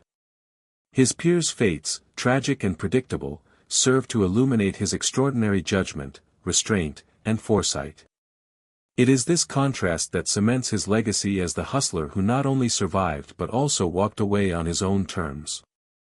In reflecting on the life and choices of AZ Faison, one begins to understand that the story of a hustler is not merely a chronicle of deals, alliances, and survival, but a meditation on the complex interplay between ambition, risk, and self-preservation. The lessons embedded in his experience extend beyond the specifics of Detroit's cocaine era. They speak to the broader human experience of understanding limits, timing, and the value of life itself. Unlike many narratives from the streets that culminate in violence, incarceration, or loss, AZ's story offers a rare perspective on the power of conscious decision-making and the importance of knowing when enough is enough. One of the clearest lessons is the virtue of observation. AZ's life demonstrates that survival begins not with action, but with careful, continuous attention. From his earliest days on Detroit streets, he learned to read the environment, to detect subtle shifts in behavior, to anticipate the moves of both allies and adversaries. Observation was not passive, it was active, analytical, and constant. By understanding patterns and consequences, AZ could navigate complex and high-risk situations with precision. For listeners, this principle underscores the broader importance of situational awareness, the ability to notice, interpret, and respond thoughtfully to cues that others overlook often determines outcomes far more than raw power or boldness. Closely tied to observation is the practice of patience. In a culture that glorifies speed, impulsivity, and rapid expansion, AZ's approach was almost countercultural. He understood that timing is everything. The allure of immediate gains often blinds participants to long-term consequences. Whereas many peers pursued growth recklessly, AZ waited, assessing risk carefully and only acting when conditions were favorable. Patience allowed him to survive moments that would have destroyed others, demonstrating that sometimes restraint is the most potent form of strategy. Another profound lesson from AZ's life is the importance of discretion. In environments dominated by visibility, fame, and ego, restraint becomes a tool of survival. AZ recognized that attention is both a reward and a liability. He avoided ostentation and minimized exposure, understanding that public recognition often brings danger. This principle extends beyond the streets. In any high-stakes context, managing visibility, knowing when to stand out and when to fade, can be as critical as any operational tactic. By moving quietly and deliberately, AZ maintained freedom and longevity where others, blinded by bravado, succumbed to risk. The psychology of decision-making emerges as another critical lesson. AZ consistently separated emotion from action, evaluating choices based on consequences rather than impulses. In high-pressure environments, emotional reactions often precipitate mistakes. Fear, anger, and desire can cloud judgment, yet AZ cultivated an internal framework for deliberate thinking. His decisions were informed by analysis, experience, and foresight rather than by external pressures or fleeting emotions. This approach illuminates a broader principle: in any challenging situation, the ability to regulate emotion and act rationally often outweighs physical skill or charisma. The value of trust, and its limitations, also features prominently in his narrative. AZ recognized that loyalty in the streets is conditional, fleeting, and subject to external pressures. While many hustlers overinvested emotionally in relationships, exposing themselves to betrayal, AZ compartmentalized. He limited the flow of information, structured partnerships carefully, and reduced reliance on any single individual. This strategic approach to trust did not eliminate human connection, but it minimized vulnerability. It is a lesson in balance. The capacity to collaborate effectively while guarding oneself against potential harm is crucial in high-risk environments. Timing, however, is perhaps the most instructive aspect of AZ's story. Recognizing when to exit the game is a skill that few ever develop, yet it defines the difference between survival and catastrophe. While many of his peers continued operating until forced out by violence or arrest, AZ understood the significance of self-imposed limits. He assessed conditions continuously, the pressures from law enforcement, the instability of partnerships, the patterns of risk, and identified the precise moment when disengagement became safer than participation. Timing, in this context, is not simply a measure of speed, it is a sophisticated understanding of cycles, opportunities, and danger. The broader lesson resonates across any high-stakes domain. Success is not solely about achieving the maximum in the present, but about knowing when restraint is the path to enduring achievement. AZ's story also underscores the significance of adaptability. Environments, particularly those fraught with risk and competition, are dynamic. Circumstances shift rapidly, alliances change, and external pressures fluctuate. AZ's ability to observe, anticipate, and adjust allowed him to navigate an unpredictable landscape effectively. Where others were rigid, clinging to habits, territory, or strategies, AZ maintained flexibility. He understood that survival often requires changing tactics in real time, recalibrating plans in response to emerging information. Adaptability is not simply a reactive skill, it is a proactive mindset, an ability to remain aligned with shifting realities without losing control. Resilience emerges as another core lesson. AZ endured years of high stress, constant vigilance, and exposure to danger without succumbing to panic or rash decisions. This psychological endurance allowed him to sustain operations, navigate threats, and ultimately prepare for exit. In high-stakes contexts, resilience is often more important than skill alone. The ability to maintain composure under pressure can prevent errors that would otherwise be fatal. AZ exemplifies this principle. His calmness was not passive, but an active form of control that informed every decision he made. Equally important is the lesson of foresight, which threads through every phase of his story. AZ consistently considered the long-term implications of his actions. He planned multiple steps ahead, anticipated the reactions of others, and accounted for the systemic forces around him. This ability to look beyond the immediate moment distinguishes rare survivors from those whose vision is constrained to the short term. It emphasizes that strategic thinking is both cognitive and temporal, understanding not just what can happen next, but what is likely to unfold over weeks, months, or years, is crucial to enduring success. Perhaps the most profound lesson is the recognition of the limits of ambition.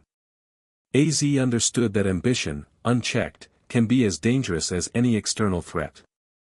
Pursuing more wealth, more influence, more recognition, without attention to risk or timing leads to inevitable exposure. By contrast, knowing when to step back, when to disengage, and when to value life over short-term gain is a rare skill. It is this understanding that enabled AZ to survive when so many of his contemporaries perished. The lesson is universal: measured ambition, guided by wisdom and self-awareness, is more sustainable than relentless pursuit at any cost. AZ's life also highlights the virtue of humility in the face of risk. Despite his skill, intelligence, and success, he never assumed immunity.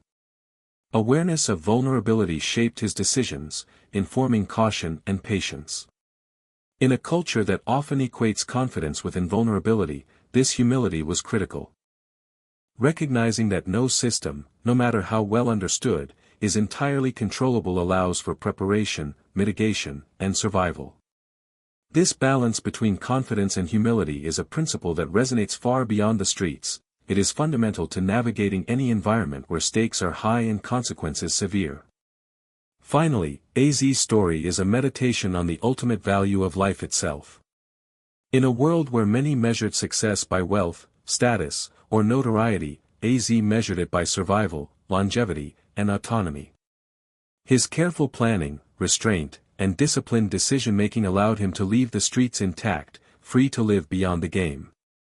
This perspective reframes traditional notions of achievement. Enduring success is not defined solely by accumulation, but by the capacity to preserve oneself and exit on one's own terms. It is a lesson in prioritization, emphasizing that the ultimate reward is not the height of power achieved, but the freedom to continue living once the game ends. In sum, the broader lessons from A. Z. Faison's life are both psychological and strategic, emotional and practical. Observation, patience, discretion, emotional regulation, trust management, timing, adaptability, resilience, foresight, humility, and the recognition of life's ultimate value all converge to create a blueprint for enduring success. These principles allowed him not only to navigate a world that consumed most of its participants but also to step away quietly, safely, and deliberately. For listeners, the story is both cautionary and instructive. It demonstrates the dangers inherent in high-risk environments, the importance of internal mastery, and the extraordinary power of choosing when enough is truly enough. A. Z. Faison's narrative reminds us that in any domain of high stakes and uncertainty, survival is not accidental. It is cultivated through awareness, discipline, foresight, and the courage to act decisively when the moment demands. The lessons embedded in his story extend far beyond the streets of Detroit. They speak to human resilience, the capacity for strategic thought, and the value of measured decision-making in the face of relentless pressure. His exit from the game stands as the ultimate illustration of these principles in action, a deliberate, controlled, and rare triumph of intelligence, patience, and self-preservation. In the quiet aftermath of his life in the streets, A. Z. Faison's story settles into a unique and almost contemplative place within the narrative of American urban history. Unlike so many others who emerged from the cocaine-era streets of Detroit, whose lives ended in tragedy, imprisonment, or violent erasure, A. Z. walked away. He left not in haste or panic, but deliberately, methodically, and with the clarity that comes from years of disciplined observation and careful calculation. What remains in the wake of his exit is more than the story of a hustler. It is a reflection on survival, timing, restraint, and the extraordinary value of choosing life over notoriety. The silence that followed his departure was the most profound marker of his legacy. While the streets continued to churn with violence, competition, and ambition, A. Z.'s absence created a kind of invisible impact.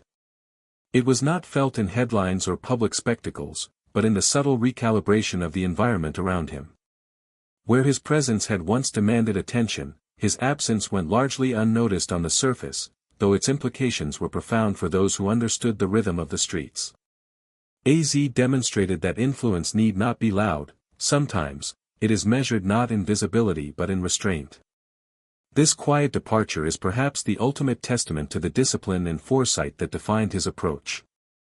Throughout his life in the streets, A. Z. had cultivated habits of observation, patience, and meticulous planning. He understood that survival was not a matter of bravado, speed, or wealth alone. It was a mental discipline, a constant calibration of risk, timing, and personal control. Leaving the game intact required these very skills to their fullest extent. It was not simply a decision, it was a carefully orchestrated exit, one that minimized exposure and ensured safety in a world where both were rare commodities. The broader impact of A. Z.'s story lies in what it reveals about human behavior and decision-making under pressure. In environments characterized by high stakes, constant threat, and pervasive instability, the majority of participants fail not because they lack talent, resources, or opportunity, but because they fail to manage themselves. Ego, impulse, and emotional reactivity often dictate action, leading to outcomes that are irreversible. A. Z.'s rare success demonstrates that psychological mastery, discipline, emotional regulation, foresight, and strategic patience, is often more crucial than raw power or tactical skill. It is a lesson not only about survival in the streets but about navigating any high-risk, high-pressure environment. A. Z.'s exit also reframes traditional notions of achievement in the context of the street economy. For most, success is measured in wealth, influence, reputation, and territorial control. These are tangible, visible markers. For A. Z., success was measured differently. It was measured in continued existence, freedom from legal entanglement, and the ability to step away without consequence. He understood that the ultimate victory in such a world is not the accumulation of material gain or notoriety but the preservation of life and autonomy. This perspective is striking precisely because it inverts the conventional narrative. In the streets, the most powerful are often the most visible, yet the truly wise sometimes achieve the greatest power in silence and absence. One of the most instructive aspects of AZ's story is the contrast it provides when compared to his peers. While many hustlers remained entrenched until circumstances forced their removal, AZ recognized the limits of ambition and the hazards inherent in prolonged exposure. He understood that the systems within which he operated, law enforcement, rivalry, internal trust, and the volatility of human behavior, had boundaries beyond which survival was improbable. By observing these limits and acting before they were exceeded, he ensured a rare outcome, life intact and free from the consequences that claimed so many around him. His story highlights that in high-stakes environments, discernment about when to act and when to withdraw is as critical as any tactical maneuver. The psychological dimensions of his legacy are equally significant. AZ's ability to separate emotion from decision-making, to anticipate patterns of behavior in others, and to maintain patience under pressure were not natural gifts, they were cultivated. They were the product of years spent observing, reflecting, and learning from both successes and failures. This psychological resilience allowed him to navigate a world defined by unpredictability, betrayal, and constant threat, and ultimately enabled him to step away voluntarily. In this sense, AZ's survival was less about physical prowess or financial acumen than about mental mastery, an internal framework that guided every choice he made. AZ's story also illustrates the interplay between visibility and risk. Throughout his rise, he maintained a level of discretion uncommon in the drug trade. While peers flaunted wealth and sought recognition, AZ avoided attention, understanding that visibility magnified danger. This principle extended to his exit, by leaving quietly, without announcing his intentions or staging a dramatic departure, he minimized exposure and reduced the potential for retaliation or scrutiny. In doing so, he achieved a rare feat, disappearing from a world where departures are typically violent or enforced. The lesson here is profound. True mastery of one's environment often involves knowing when to recede rather than dominate, when to fade rather than assert. Another layer of AZ's legacy lies in the mythology that grew around him. Because he left quietly, without dramatic confrontation or headline-grabbing events, his story was filtered through rumor, speculation, and selective memory. He became a symbol, the hustler who had the foresight, discipline, and judgment to survive when almost everyone else failed. In many ways, the mythologized version of AZ complements the reality. Both point to the same truth: survival in such a world requires mental acuity, self-restraint, and the courage to act strategically rather than impulsively. Yet even as the legend grew, the real measure of his life remained his deliberate choices, not the tales others told. AZ's exit also prompts reflection on the broader structures that shape human behavior in high-risk contexts. His ability to leave safely was not merely a matter of personal skill, it was also a response to understanding the system in which he operated. He recognized patterns of law enforcement, rivalry, and operational exposure. He understood the psychological dynamics of trust, loyalty, and ego among his peers. By integrating these insights into his decision-making, he created a margin of safety that few others could replicate. His story demonstrates that success in complex systems often depends not only on individual capability but on comprehension of systemic dynamics. The final reflections on AZ Faison's life extend beyond the personal to the philosophical. In a world dominated by chaos and violence, his story serves as a meditation on the value of restraint, the power of foresight, and the profound importance of choosing life over the seduction of temporary gain. He shows that ultimate success is not measured by material accumulation or public recognition but by the ability to preserve autonomy, to maintain safety, and to exit on one's own terms. This perspective challenges conventional narratives about ambition and power, emphasizing that sometimes the most extraordinary triumphs are those that occur quietly, without spectacle.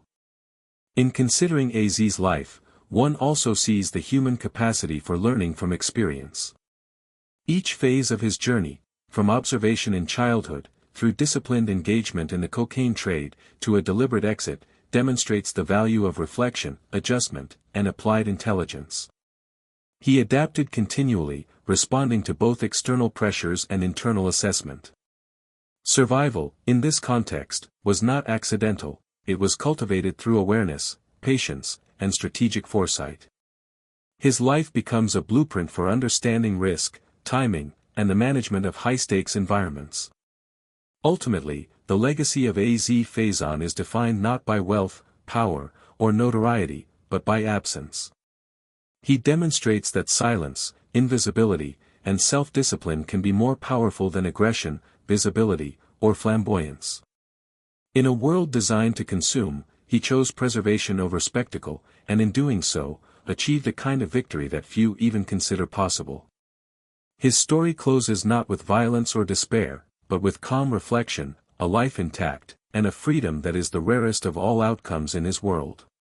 In the end, A.Z. Faison's narrative is a meditation on human choice under pressure. It is a study in psychology, strategy, and timing.